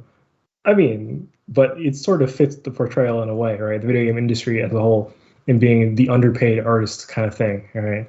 And no one appreciating the true value of the art that's produced. So $70, I talked about this before. It sounds perfectly fine to me, right? For I would say a majority of games, right? Well, majority of games that are in the public eye, I should say. There's some garbage games, Right. But majority of the games that are popular, I guess. Yeah, so you support the developers. They're already underpaid as is, oftentimes. I think most people agree that PlayStation exclusives are generally better than Xbox exclusives, anyways. So, I mean, it'd be in order to make the argument that PlayStation games should be $60, you have to also be saying that you are willing to pay, or rather, you should pay for a better object, or better object, a better item, better thing, whatever, a better thing for the same price, and that's how it should be, right? Which is kind of scary, huh? I think people would in general disagree with that statement, and you just need to apply that to games, right? So PlayStation game is better in general than Xbox game in terms of exclusives, so it would make sense that it would cost more as well. And also, like, the game doesn't run like if you have a disc of some game. I think this is how it works. Yes, if a disc of a game that was made for the PS4, for example, right? I'm going to assume, although I could be wrong, I'm going to assume that you can't just put it in the PlayStation 5 and that'll just work, right? Which means that it doesn't run natively like that. So some effort will have to be taken, some code had to be changed in order for it to actually run on the PlayStation 5. That is actual labor that costs money, right? I mean, it's even crazier that you would expect that to be free as well. Maybe I'm wrong. Maybe it's backwards compatible enough where you can literally just put in the disk and it'll work. That'd be kind of cool. Not gonna lie. In which case, okay, you can make a bigger argument for Xbox, because it would be kind of weird that digital copy you have to pay for again for it to work on PlayStation 5, whereas the disc just works fine. But I don't think that's the case. Yeah, I mean, I get how people can, you can also draw the comparison with for example, like computers, like Windows, for example. On Windows, you can play games that have run on the older versions of Windows, right? Some games can be supported up to like Windows XP era, right? Made then and will still run now. But that's a bit of a difference, right? There's no porting required. It didn't cost any money. It just, Windows is built on backwards compatibility. It should just work out of the box, essentially. No developer had to go in and, time is money, and they didn't have to spend time on make sure it worked on the newest operating system. So, yeah, that's pretty much all I have to say about that. Yep. Cool. Mm-hmm. I wonder though, like, and the reverse of that. So you're talking about like starving artists, but I wonder if economically it's actually a good, I mean, presumably Xbox thinks it's a smart economic decision that if they do this, they're going to draw enough people away from PlayStation that you spend more money on Xbox. Yeah, that is true, but it's like, it is true that maybe they'll make more. Well, at least I think they'll make more money in the end. But it's like they shouldn't have to do this to begin with. You know what I'm saying? It's like, yes, maybe the artist on the street will get more money by selling the thing for $2, but they probably shouldn't have to do that. Like it wouldn't like in terms of like the actual value of things. If people were more sensible about the value of things, then they essentially in a perfect world they should make more money by selling it at whatever value it should be at. So that's what I'm trying to say.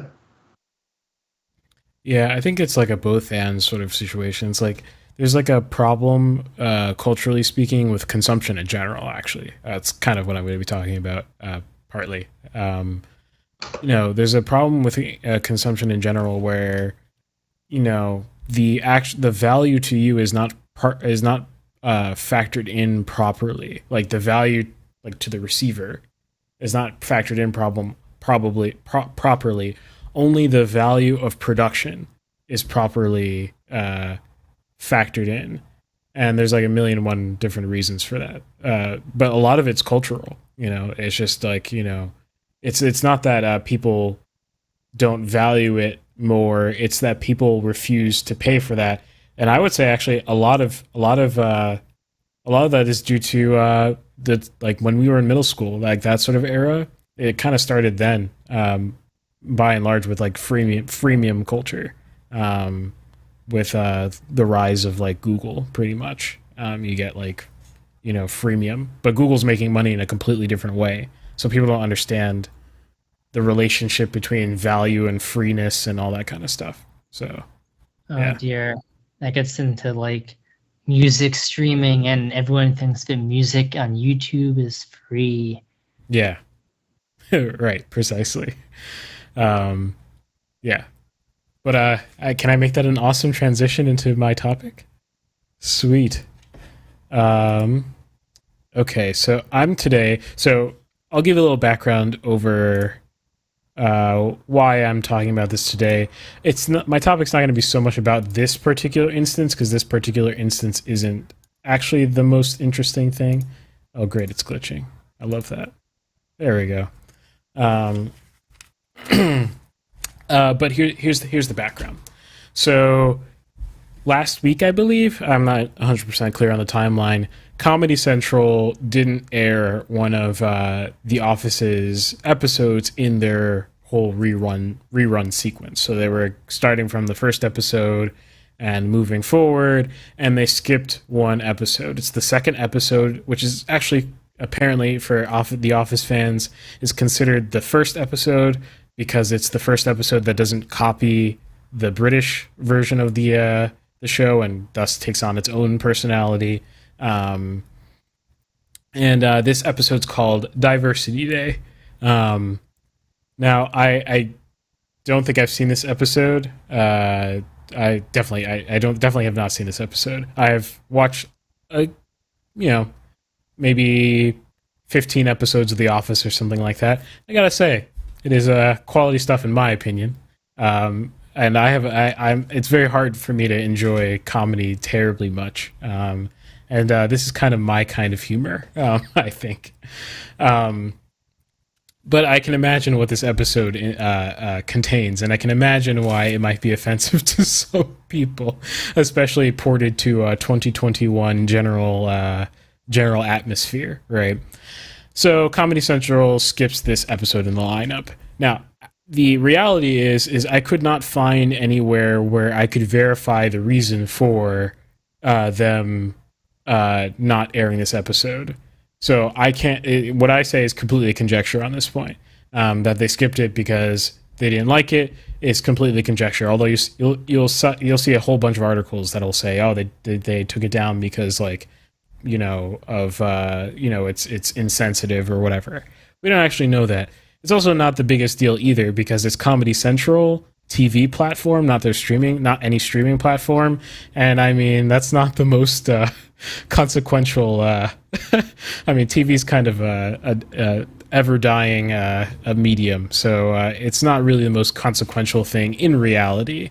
I just wanted to use this opportunity to use this headline to advocate for something sort of else. So maybe this is clickbait. Who knows?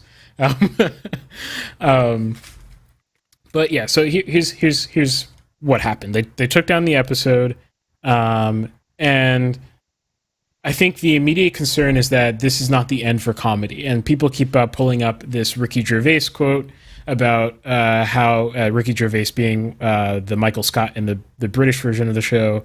This Ricky Gervais quote, so basically saying that the end of comedy is basically here. That people are so sensitive that comedy is going to die, and that his show is going to die. Give it 5 years, and the British version of The Office will be gone too. Even though British people actually have a higher tolerance for comedy. If you watch British comedy, you'll know that. And that's the interesting discussion, the culturally relevant discussion happening around. It's a pretty bold statement, I must say. That comedy will die. Yeah, it is a pretty bold statement. But the way things are going, I mean, the things you're allowed, the fact that you are allowed or not allowed to say a joke about, like, things that are of little consequence in the grand scheme of things is kind of bizarre. And we're kind of entering that. It's kind of weird. Like, but there are comedians who say, like, more. I mean, in air quotes, offensive things, right? Like Dave Chappelle, for example, right? Like, it's pretty hilarious, right? And people still considered, possibly the greatest comedian alive, right? Mm-hmm. And people still, he recently came back to comedy. People still listen to him. I mean, it's like those weird exceptions for people, you know what I'm saying? But if some random dude said that, like, No, I was going to say, here's the crazy thing, though, is Dave Chappelle's starting to feel it, too. There's actually a great... he said that. Okay. He said one of his jokes was like, I can't remember, but he was essentially just saying he was scared of the crowd. That was the moral of the joke. Right, yeah. Yeah, and Dave Chappelle is also kind of my type of humor. I love Dave Chappelle. There's a great video episode about Dave Chappelle, a video essay about Dave Chappelle called "How Dave Chappelle Dodges Laser Beams," which I think gets about. I watched that. Whoa! Oh, cool. Yeah. It gets about like 70% of it right. I think it misses like some part of it that is just kind of making an exception, carving out a random exception for Dave Chappelle because people like him. And the minute people forget why they like him is the minute that all of a sudden he becomes a target for people's criticism on what he should and should not say, which is kind of absurd if you like comedy. But anyway, that is kind of besides my point. The point I'm trying to make here is that there is a threat here that has existed since the time streaming has come around for both music and film and TV.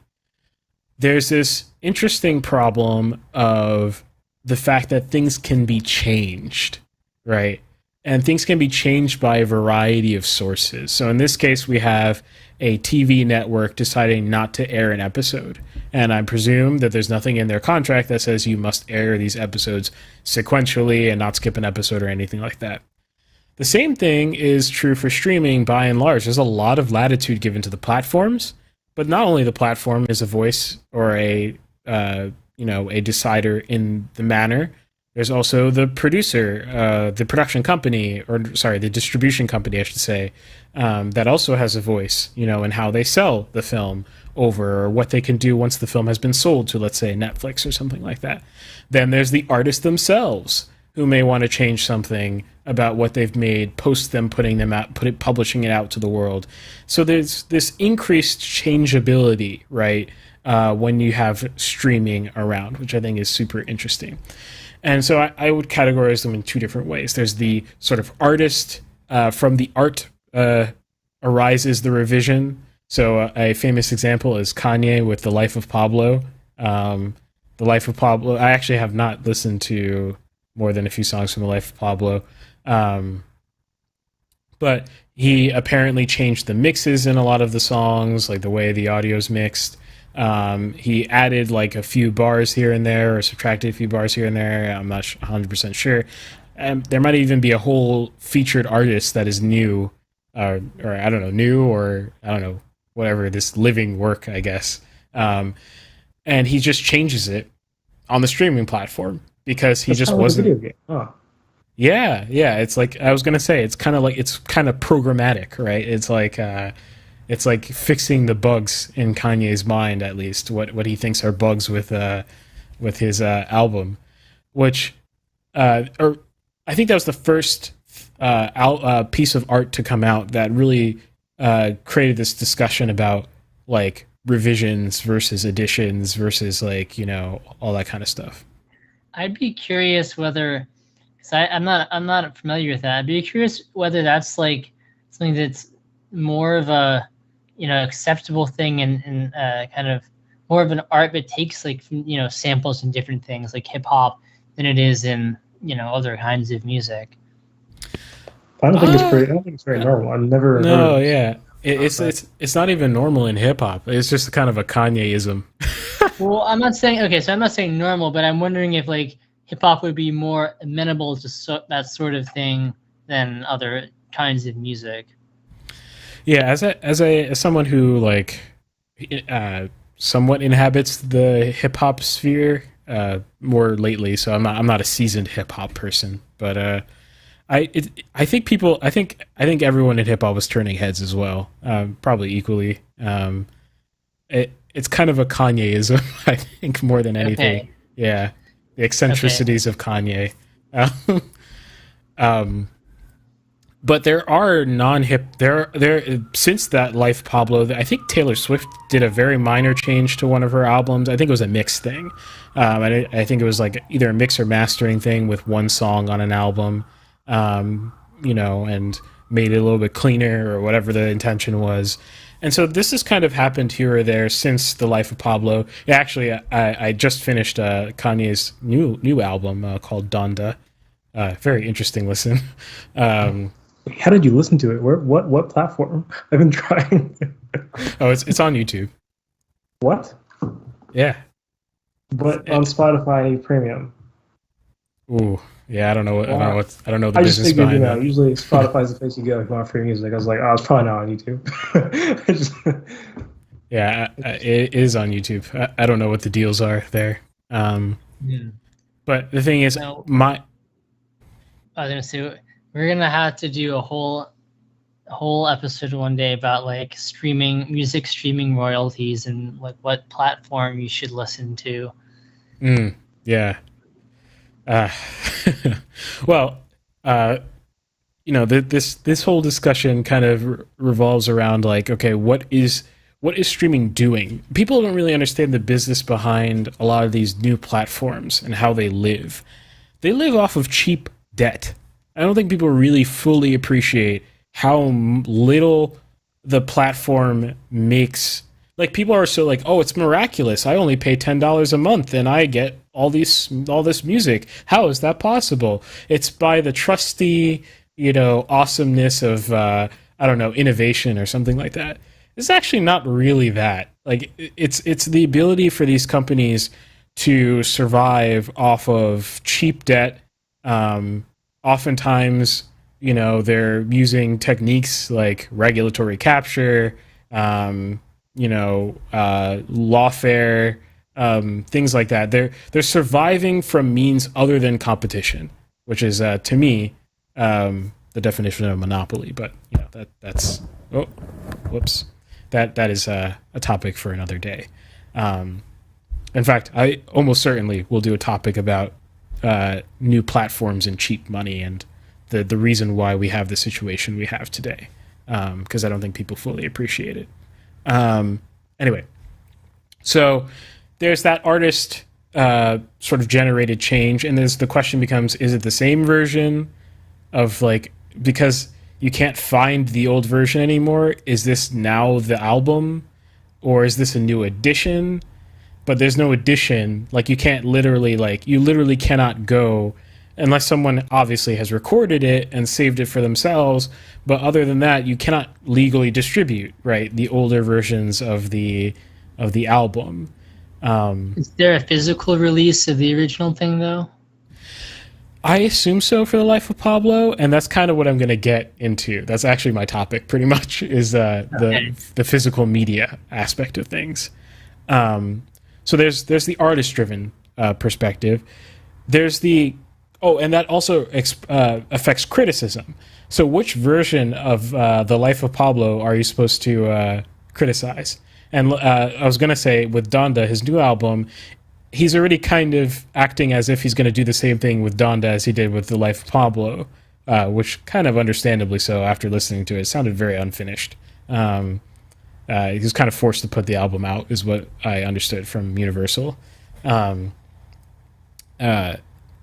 But, it sounds like he's going to do a similar thing with Donda, and the question is, how are you supposed to critique the music from a music criticism perspective? Are you supposed to treat it as a unfinished work, but it was published for your consumption? You're asked to buy this essentially, or the streaming equivalent. These streaming platforms are expecting to draw in customers because of this particular release or something like that. How are you supposed to critique it if it's not finished, or is it ever finished, right? Like, is it ever going to be finished? So that's one thing.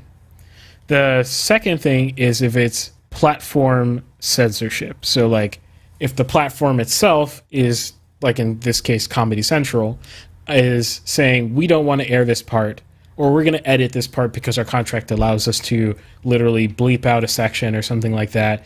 And, and oftentimes this happens without even much transparency. So, this is not the first time this has happened. But the platform will realize maybe they get some heat from something, they want to get ahead of it, and they'll just cut a snippet out of an episode of a show, right? This has happened to shows that really didn't gain much traction, so it hasn't gotten as much attention. But it has happened before. Pretty sure this happened to SpongeBob. Oh, really? I didn't know that. That was going to be an example of one. It's a weird, because it's a children's show that has a couple of adult jokes. So it's probably went too far or something. Interesting. I didn't know that. Okay, so that's how things can be changed, and those are the questions that sort of arise from it.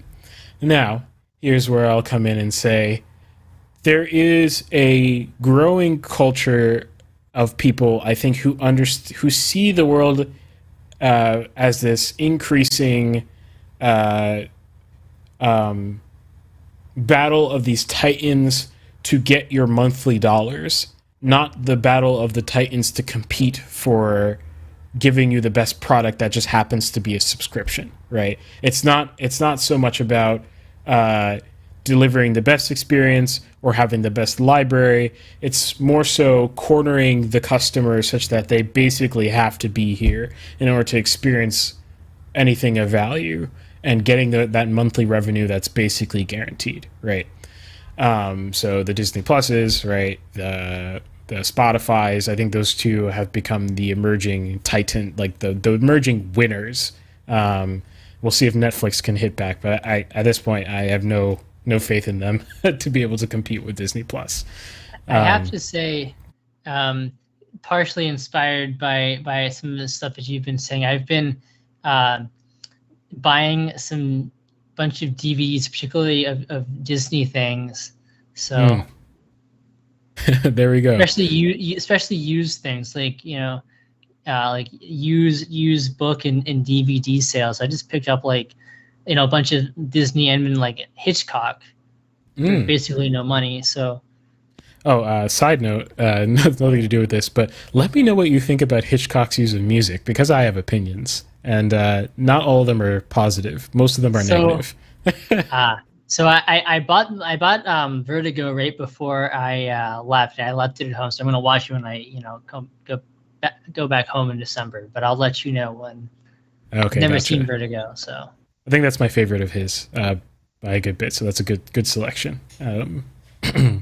Vertigo and Psycho are absolutely nuts masterpieces, in my opinion. The Birds I did not like, and it has no music. And that was probably the thing that really bugged me about The Birds. It has no music. Okay, but that's a whole different episode. I might even do an episode just about The Birds. Okay, so yeah, so how do we respond to this, right? Like, you want to watch The Office, and you realize one day that not only has Comedy Central not allowed you to watch it on TV with your cable subscription, but you're not allowed to watch this episode of The Office on Amazon, let's say, which you are. You're still able to watch this episode on Amazon. But let's say Amazon says, this is just antithetical to our some Amazon BS, right? And they don't want to let you watch this episode. Well, how do we avoid this reality where Amazon may be the only place in the future to watch this episode of The Office? Because Amazon wouldn't be the only place. Right, but the thing is, that's the way things are moving. Everything's consolidating, so it's kind of scary. Like, it may. Who owns The Office? Is it ABC, NBC? I don't know. Whoever owns The Office, which is Universal, right? So, I don't know. Let's say Universal owns The Office, which Universal's already too big as is, but that's a whole different discussion. Let's say Universal owns The Office, and they say, you know what, Comedy Central, you don't make us enough money, so we're gonna go with Amazon. That is a very possible future in maybe 2 years, right? So as this consolidate, and as people have to pick and choose platforms, how do you protect yourself? You buy physical media. That is the answer. That is my plug for today, is going to be all about physical media. And that is something I am realizing the potency of more lately than ever. I have a very tiny Blu-ray collection compared to what real movie people have. I've yet to have a wall of Blu-rays. But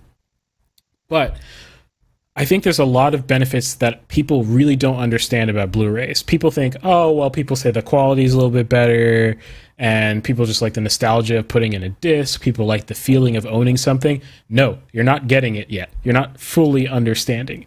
First of all, with physical media like Blu-rays, you have an immutable copy of something.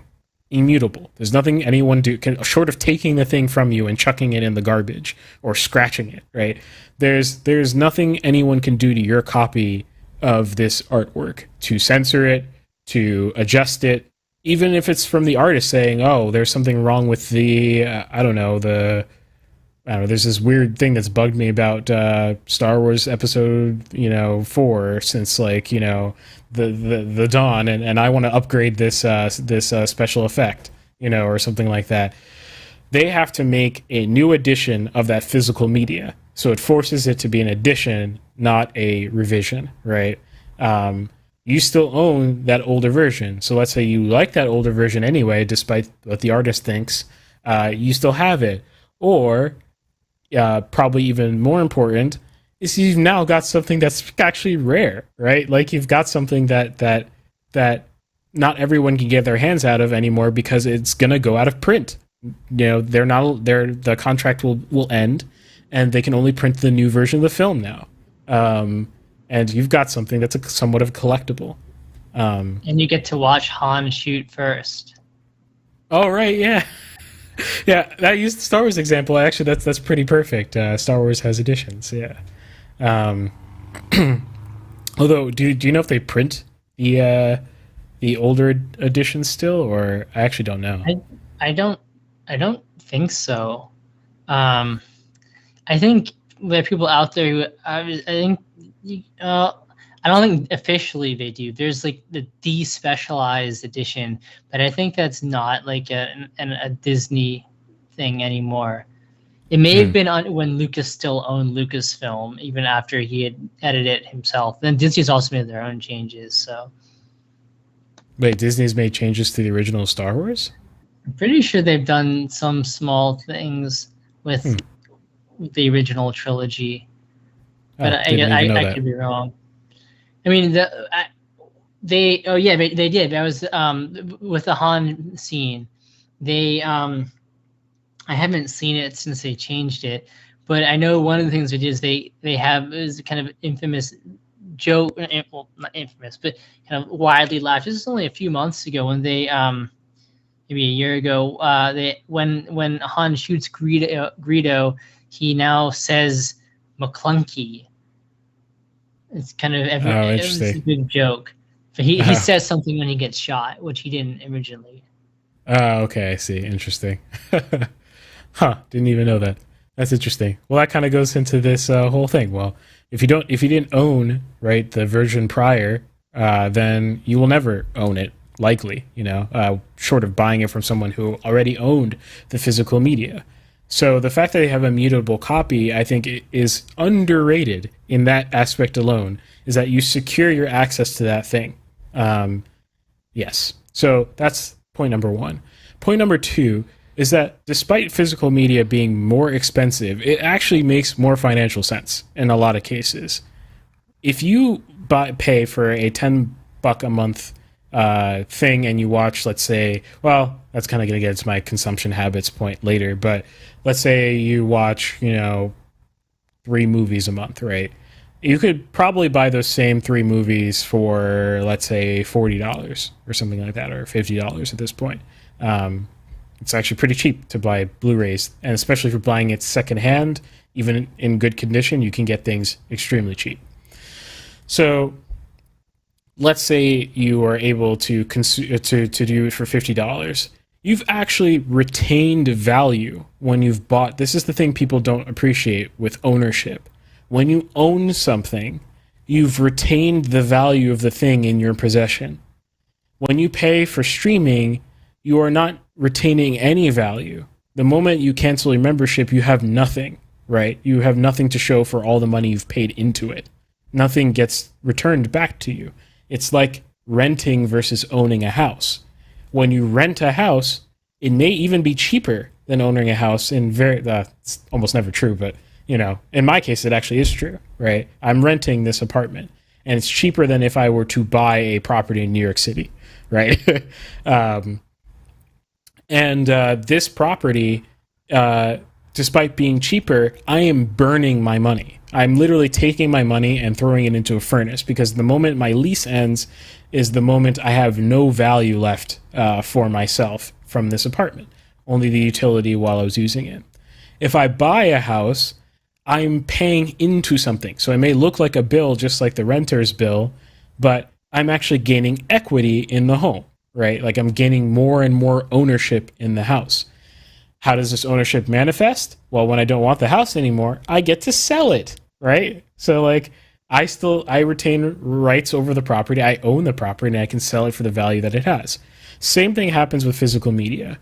when you buy a Blu-ray, you retain the value of that Blu-ray, which means you have a lot of more options available to you. Even though you spent $50 that month, $60 that month, you have a lot more value options to do with the stuff that you own. So you can, if you didn't like the film, guess what? You can resell it. And you could probably resell it, if let's say you bought it brand new, you could probably resell it at 80, 90% of the value that you bought it if it's perfect condition, right? If you took care of it, right? Just like you might take care of your house, right? So you can do that.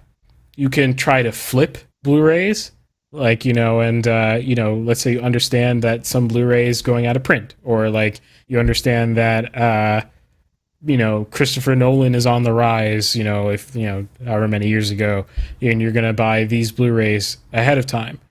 You can anticipate market changes and you can try to flip Blu-rays. In this particular market right now, there's a problem where we're starting to see Blu-rays go out of print in ways that we haven't seen before. So you can start to look at these things as investments, especially if this changing of the art itself is going to become more and more common, right? You can view you having that Blu-ray as more and more value retention than if they're continuing to print them. Obviously, then supply and demand takes over, and you do lose value over time if there are more copies made, right? So it's those 2 points alone, I think, make up 80% of the reason why I would tell someone to buy, well, maybe not 80%, maybe like 70% of the reason why I would tell someone to buy a Blu-ray is because you held the value of that product and because it's immutable. And those things are just not to be taken unseriously at all. In fact, the Hitchcock collection I have right now, it was remastered in a very particular way. I may find out that the way that it was remastered did a disservice to the overall experience of that Hitchcock the Hitchcock experience. It had to be remastered because it's not on its native format, right? It was made in a very particular way, and so it has to be essentially ported to the modern sound systems, right? But they may come out with a new version later that they remaster again, put this one out of print because they think that the new way of remastering it is superior or higher fidelity or whatever it may be. So that creates an interesting economy of these discs, right? There's not just, who cares about the disc itself? It's the economy of the work's properties, right? That actually get traded around. Right. Okay. Then there's the more content-driven reasons, I think. So there's the quality is actually just better on Blu-ray. Like, and it's actually like, I think the average person would actually appreciate it, especially if you put them side by side. Just the frames from each side by side. I've gotten used to streaming. I have a projector system, so like my Blu-ray player, which they're kind of dumb expensive in my opinion. Someone's got to change that. But my Blu-ray player has the ability to stream Netflix. So I've streamed Breaking Bad on my projector. And then I'll realize immediately the fidelity increase when I pop in a movie onto the same projector, and I'm like, huh. I didn't even realize how much quality loss I was getting on that streaming platform. And that version of Netflix on my Blu-ray player is actually higher fidelity. People don't know that. Different streaming platforms will stream higher or lower quality depending on the device that you're on, which is actually a good thing. That's a nice thing. Okay, so there's the quality aspect of things. Sound quality actually goes up quite a bit too if you have a proper sound system. If you have like headphones, it's not going to make much of a difference, I don't think. But if you have a proper sound system, it makes a big difference. The other thing is that it's internet agnostic. You don't need access to the internet in order to pop in a Blu-ray and enjoy it. You don't have, let's say you're out somewhere where you have really bad internet streaming quality, right? Let's say you have low internet speed wherever you are, which people forget. Like, a lot of middle America does not have good internet. It really does not have very good internet at all. In fact, the United States as a whole does not have good internet compared to the rest of the world, which is partly why the streaming platforms suck in quality so much. Talking to you, Hulu. But it's internet agnostic. Doesn't matter if your internet's out. Doesn't matter if you have good internet or not. In fact, you can plug that thing in, on the go. You can, if you have a car Blu-ray player, you can power it off your car. And if you're particularly handy and you know how to work power things, you can have a battery and you can watch movies off of your battery. That is definitely very possible. So your options for consumption go up. The last thing on the content end is that a lot of these Blu-rays contain rare things that are not the movie that people don't know.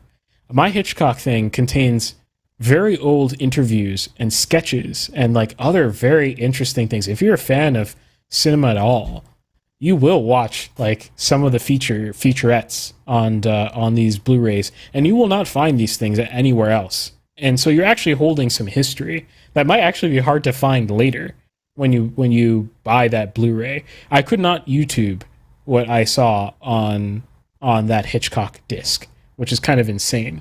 But I own something of more value that has more value now because I can see things other people can't see. And the last note I'll make that has nothing to do with consumer stuff, or it has to do with consumerism more than it does have to do with the content. I think this thing happens when you own things that really changes the way that you view your consumption. And there's this big problem of consumption that is for another episode. But there's this big problem of consumption where people don't view the things they consume with any value. They don't really care about, they don't consciously care that they're watching something that deserves, I don't want to sound pretentious, but like, I'm not talking about reverence in like a super like, I'm not, definitely not religious reverence or anything like that. But I'm speaking in terms of like respecting what you're doing when you watch something, right? And that doesn't have to be the most intentional thing, but I think we have basically none of it these days, right? Like you don't watch that next episode on Netflix thinking about the fact that this might be someone's very personal work, right? Or a lot of people put a lot of their, personal selves into this thing. This thing is doing something that's higher than just giving you a treat, right? In a lot of cases, obviously, there's, some schlocky stuff out there that's just meant for you to eat like candy, right? But some people are trying to give you a meal, right? And you don't want to just, be like, shovel in your mouth and not appreciate the cook, right? Or all that went into it, or what you're doing when you consume that thing, which is hopefully enriching yourself, right? When you own that Blu-ray, that sort of consumerist mentality changes in a very different way, in the sense that when I buy a Blu-ray, I'm doing something a lot more intentional than when I watch the next episode of something or I click on something on Netflix.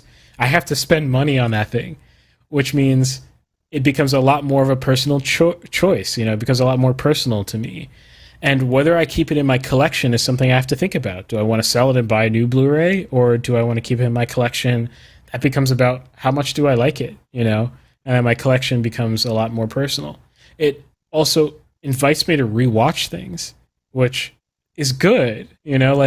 I think we're so obsessed with how many things can I watch, which is what a lot of these streaming platforms are focused on, particularly like the Netflixes, let's say, right?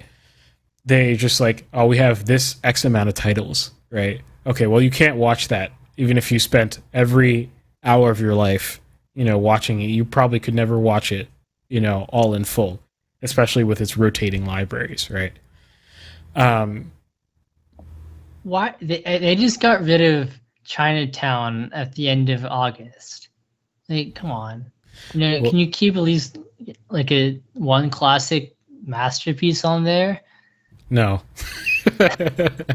Netflix says they want all Netflix generated content, then it will all be Netflix generated content, and you can rent the Blu-ray and gain no value out of it for doing so if you want.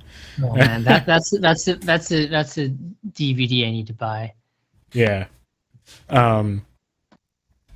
Yeah, but you start to appreciate your collection, and you're like, you look at your collection before you go ahead and buy something else, right? You say, do I want to watch anything here, or do I want to buy something? And all those little pauses, I think, make you a little bit more human, actually, and how you approach picking something to watch or watching something. It becomes a lot more special. And yeah, so I don't think it's a game for rich people. I don't think it's a bad idea to spend more money on something that you like. And I think at the end of the day, you will not regret it, because at the end of the day, you can always sell it. You can always pass it on to a friend. There's a lot more value embedded in owning the Blu-ray than just it's on a disc, which I think the conversation gets oddly reduced to is, oh, these people have nostalgia for putting a disc in. I actually could not care less how I put the movie into my my projector. I have no nostalgia over discs. You know, I'm not attached to discs. In fact, I would love it. I'm not going to say this because it's a business idea of mine, but I have a business idea that has to do with physical media in modernizing physical media, and I have no attachment to putting a disc into a machine. I don't really care about that. What I really care about is owning a copy of something actually, right? Instead of having no ownership at all. So yes, and we're moving to that direction in the entire economy, and people are not looking back. And I think that's a big mistake. So this is not just a movies thing. This is a music thing. This is not even just an art thing. This is a home thing. This is an everything thing, you know. And I think people need to tread very lightly as we progress towards this sort of endless paychecks going to large companies that are beholden to nothing. You know, you don't want to end up regretting the fact that at the end of the day, you might decide, I don't want to support this anymore, but have nothing to show for all the money that you put into it. Yes, so that is my spiel. I think it's interesting with music that there are two directions that sales are going. And it's obviously streaming, and then also definitely it's like away from CDs and into records, which is kind of interesting. Like I'm seeing now, you know, with film composers mostly, but probably is true also of you know, national popular artists, where things are being released only on streaming and on records and not on CDs. Yeah, and I definitely noticed that too. Especially you know, in the indie rock space, records are super popular and I think very profitable for bands. And I think part of that is part of that is revival of. There's a certain sects of culture that are holding on to ownership very tightly of things and sort of rediscovering ownership as like something that's like kind of a lifestyle difference. You know, it's hard to think of it that way because we've slowly transitioned here, but like, you know, it's hard to really remember how different things are, especially for people our age. Also because like records are just cool, like in a lot of different ways. There are a lot of things you can do with it. You know, it's vinyl. There's a lot of things you can do with vinyl, both physically, and the collection looks awesome when you put it on your shelf. And again, they're like collectors items, collectibles. They tend to be. There are a lot of bands I follow that have limited prints where there's like an unknown quantity of this run.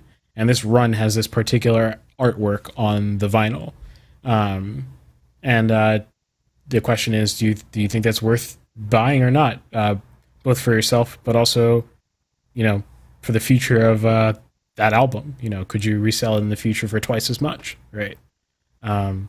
Also hint to everyone out there, owning stuff in general is good it's good financially speaking, period. But it's especially good in an inflationary economy. So that's a shout out to watch my episode where I was right. I like being right, and I was right. So go back to the episode and see how right I was. But you know, like when you buy, it comes down to even kitchen goods, right? If I buy I'm talking about quality stuff, right? You know, if you buy like cheap stuff that breaks, that's not going to be helpful. But like if you buy a quality knife, right? So I spent a long time researching the chef's knife that we have in our house right now. But the reason why is because I never want to buy one, at least for the next however many decades. I don't want to buy another one. I want this to be my knife. And if anything, I'll add to the collection. And the value of that knife retains because I bought a good one, right? So if I ever find myself in a bind where, it's either eating or that knife, I can sell that knife, right?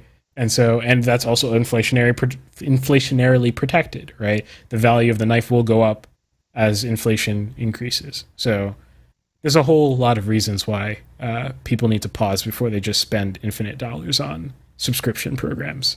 I'm not completely divorced yet from subscription programs, but I can't wait to say one day on this podcast that I've finally managed to completely divorce myself from subscription stuff. So there it is.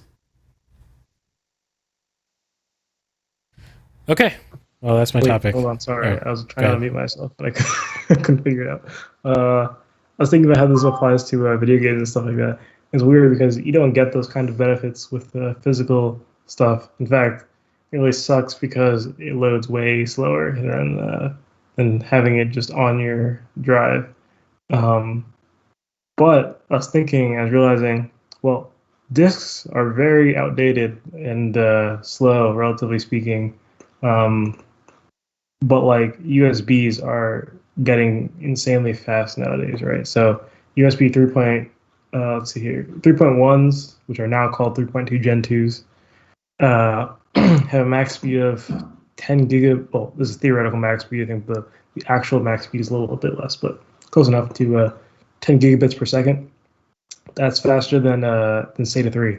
So, I mean, obviously the device you use, right, is going to determine the speed, not the bandwidth, right? So I don't actually know what the speed of fast USBs are, so maybe it's not enough. But also, yeah, USB Type-Cs can go up to 20 gigabits per second, which is even faster. I mean, I wonder if, maybe instead of a traditional flash drive sized thing, it might be a more almost 2.5 inch, SSD like style size thing that you can plug into your computer. And not like preferably you're starting to get into the territory of my thoughts on. Oh, yeah. But you're kind of getting on the idea that I have. I think there's a way to integrate a whole bunch of different fields, like the increasing speed of like mass storage devices, because Blu-rays are a standard as well as a physical object. So like there's like a standard that goes along with it. But I think it would be nice to free ourselves even of that standard. I mean, there is higher than Blu-ray. There's like the 4K discs and whatever, but those are kind of gimmicky in a lot of different ways. They are good. They're just it's hard to justify the cost. And having to buy a device that can do that, it's just a whole shift that doesn't need to happen. Whereas I think there's a compatibility thing with computers, right? Like that's not being taken advantage of by art physical media. Instead of having to buy a Blu-ray, can you just plug it into a USB port, right? Is the other question. And then there's like a whole security question. There's like crypto that can really enhance the space in ways I think people don't anticipate. And make your copies even that much more useful, easy to sell and exchange, and a whole bunch of different things. Validate, a whole bunch of different things that are possible with crypto. But yeah, validate, as in like validating your copy as authentic and real. Yeah, I mean, okay, how many people are going to listen to this? I'll just say it. Like, oh, go ahead. What? Go ahead. I was going to say the problem with that is that you have to be connected to the internet for that to work. Yeah, my idea is more like you have your offline copy, and let's say you don't have to spoil it. I mean, you can just. I mean, if you solved it, then you solved it, and you can release it whenever. Well, I mean, the odds of me actually being able to execute this idea are extremely low. But I'm holding on to it because I think it's a good idea. But essentially, you don't have to rely on your physical copy being with you at all times in order to enjoy your physical copy. That is what crypto allows you to do. So yeah.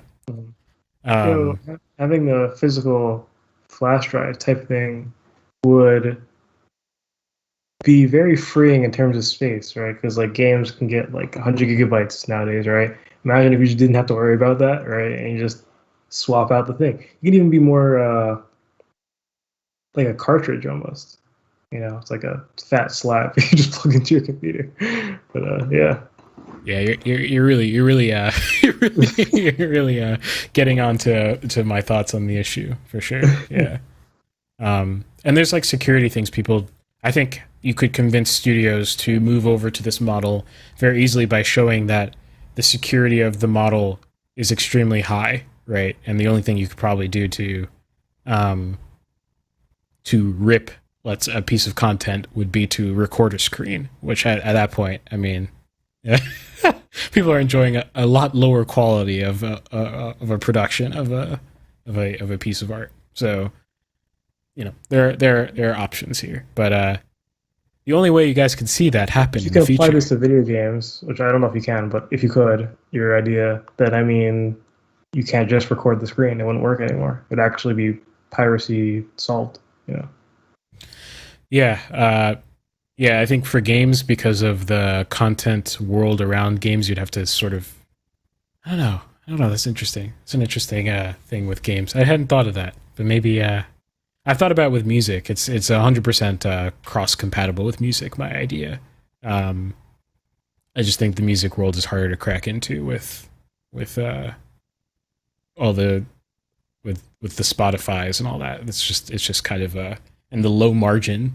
Like movies still have a little bit of margin left in them, but music has like no margin at all. Basically, all the money basically goes. You know, I mean, these artists basically don't make any money off of the sales. They make money off of a variety of other things, which is kind of the sad state of music right now. Um, yeah, you have to tour every day for the rest of your life in order to live like you were the Beatles, right? And also have a great PR team, et cetera, et cetera. So it's a whole mess. Um, so yeah, cool.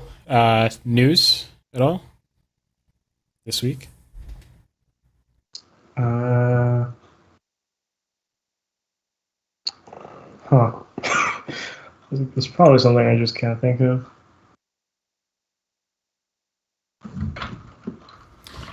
For me, not really anything of terrible note.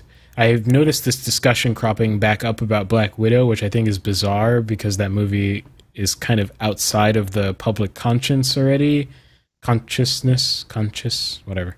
Um, and there's this argument about whether Black Widow did well or not. And I think the argument's just kind of weird because I'm like, first of all, I don't see why this is worth arguing over like this because it's particularly like media people arguing about it, whereas I don't think the public gives a crap. That's the first thing. The second thing is like the only thing the people who say it did well will point out are the headlines. I think that's bizarre. Like you don't back up your point by saying, well, the Hollywood Deadline said that it broke records. It's like, okay, well, it's just a number, right? I don't know. I think it's just a silly thing. It did not do well. Is the short answer. It did as well as like Thor 3 or something like that. So I mean, for what it should have done, it did not do well. Which is the point I made. I said it would make money, but it wouldn't make much money at all in the grand scheme of things. So, Gotcha. I went to r/gaming news to see if there's anything that like would revive a memory of some news. No, but I found some interesting headlines. So, firstly, apparently, Elder Scrolls 6 is happening sometime, which has been some time, and it's planned to be an Xbox exclusive, which is pretty wild. That is a big play.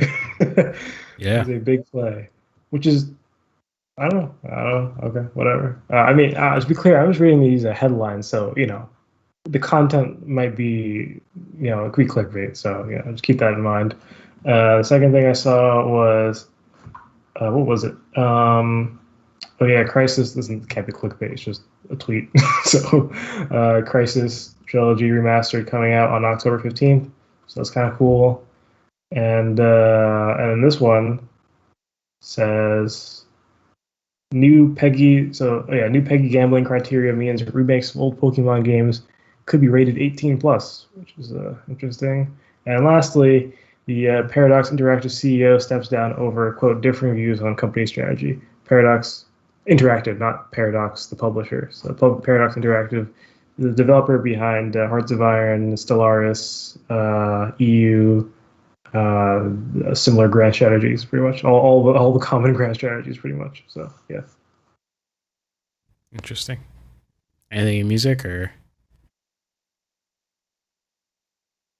not really? Okay. Oh, Not mute. really. Oh yeah. Yeah, not really. I know the uh Hollywood Bowl Orchestra is John Williams is conducting them tonight and then the rest of the weekend. So he's kind of returned to live conducting. And then they're doing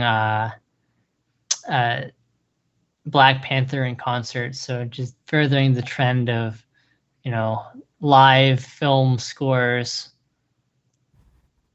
Cool. But, yeah. Maybe one day we'll see a theater chain wise up and pair with such events, but I'm not holding my breath. Yeah. No, that would be so cool if they did that. There's actually a piece of news that I actually knew that I forgot to say. It's very, very quick. So Amazon released a game under Amazon Games, which I assume is a studio, not a publisher. Buy everything at Amazon. Don't ever shop anywhere else. Maybe they're a publisher. I don't know, but it's an MMO. Well, the news isn't so much that they made that. The news is that it bricked graphics cards, like actually destroyed them, which is I've never heard of that in my life. How's that possible? How does it get? My initial reaction was like, that can't be possible, right? It's like that's not possible for software to for just a game. You know what I'm saying? Apparently, did they make their own engine? Huh? Did they make their own engine? Is that what happened? Well, they do actually have a fork of Crysis, so I wonder if it works on that. So that'd be funny if it's their engine. But it's specifically EVGA cards, just very 3090s, so very expensive cards. What happened was I think it had to do with it caused some issue where the GPU decided that it needed to draw a humongous amount of power immediately, and it was too much power essentially. So I assume it was so much power that before the card could limit itself, it just died essentially. But yeah, sounds like a lawsuit. Or I think what it was specifically was that it made the fan speeds like higher than even possible physically, which caused power draw, which caused death. I think something like that. That's really bizarre. I've never heard of anything like that. I wonder if they'll pay for the damages. Those are expensive cards. Those cards you can't even get those cards. The chip shortage is really getting a lot worse. Oh. And I'm starting to get worried because I actually need to buy some things and the prices just keep going up and I'm like, oh no. When is this going to end? Pre-builts are cheaper at this point. Yeah. It's insane. It's pretty crazy. You can't find a graphics card. Like you just cannot find one. It's insane. You can sign up for EVGA's waitlist. They'll give you one eventually, a few months, for normal price. Yeah. So yeah. Nice. I just read on PCWorld.com says early theories that EVGA's cooling system was to blame are also incorrect. I guess I'm just wrong. All right. I don't know what it is. I don't know what happened. Interesting. All right. Well, thank you for joining us for this pretty long episode of Mixed Media. We might have to tweak the format. I'm not sure. We'll think about it. But you tell us. I know a lot of you are going to be listening to this, especially your audio-only people on Rumble. I know you guys are going to be listening to this in chunks, so you want to appreciate how long the whole thing was. But let us know, even in those chunks, how you like the length, how do you like this format, and varying the content through the week so you have sort of different things to listen to. Next time, we might try it in the full form, although that might make it longer, so we might have to rethink that. I was actually trying to shorten the show a little bit, but that didn't really happen. But yeah, just let us know how you like us mixing in the hot takes. We'll be mixing in an interview or a review of some sort next time and rotating through the way that we go through those different things. So if you like that, let us know. Hit the like button if you appreciated any part of the episode that you're watching. We appreciate that. That really helps other people get a chance to discover the podcast. And honestly, I'm hearing from little different sources that people who have stuck to the podcast really enjoy it. And I really, I mean, the fact that we have regular listeners at all is just, I don't know, it's heartwarming. I don't see them. They have to interact. Guys, stop being quiet. Like, oh my gosh, you guys are so quiet. Like, it's like I have to hear these things through the grapevine or intuit these things like, you know, through the analytics that I have return viewers at all. But I would love if you speak to us because we love speaking to you. So, that being said, join our Discord. If you're on Rumble, I really want to get on Rumble Live. Like, the more I look at Rumble live streaming platform, the more I'm like, I think it's ready. So, like, if you want to see our live show on Rumble, we think that could really explode the viewership on that platform. In fact, if you search podcasts on Rumble, we fill like maybe, I don't know, 60% of the search results, which is awesome and also insane. That's only because you guys watch it and you upvote it and you help us to get through stages of Rumble battles and all that kind of stuff. So thank you so much for doing that. But the next step would be to get live streaming on Rumble, which is not free yet, and it probably won't be free maybe for another year. Who knows? But I would like to break into there and be one of the first and only live stream podcasts on Rumble. The only way we can do that is if we have some financial support so that we can get that starter package that includes live streaming on Rumble. So the way you can help us do that is to go to mixedmedia.locals.com, locals, LOCOALS.com. Go to mixedmedia.locals.com, or there's a link on the screen over there that has all of our support links, all of our social media platforms, and on there's a link to Locals as well as the description. And there, for $5, if we get one supporter on Locals, just a singular supporter on Locals, I will absorb the rest of the cost of the monthly payments on Rumble because I think it's that worth it. But I just need to know that we have someone on our back. So that is the first hard pitch that I've done on this show. So I hope people don't feel skeeved.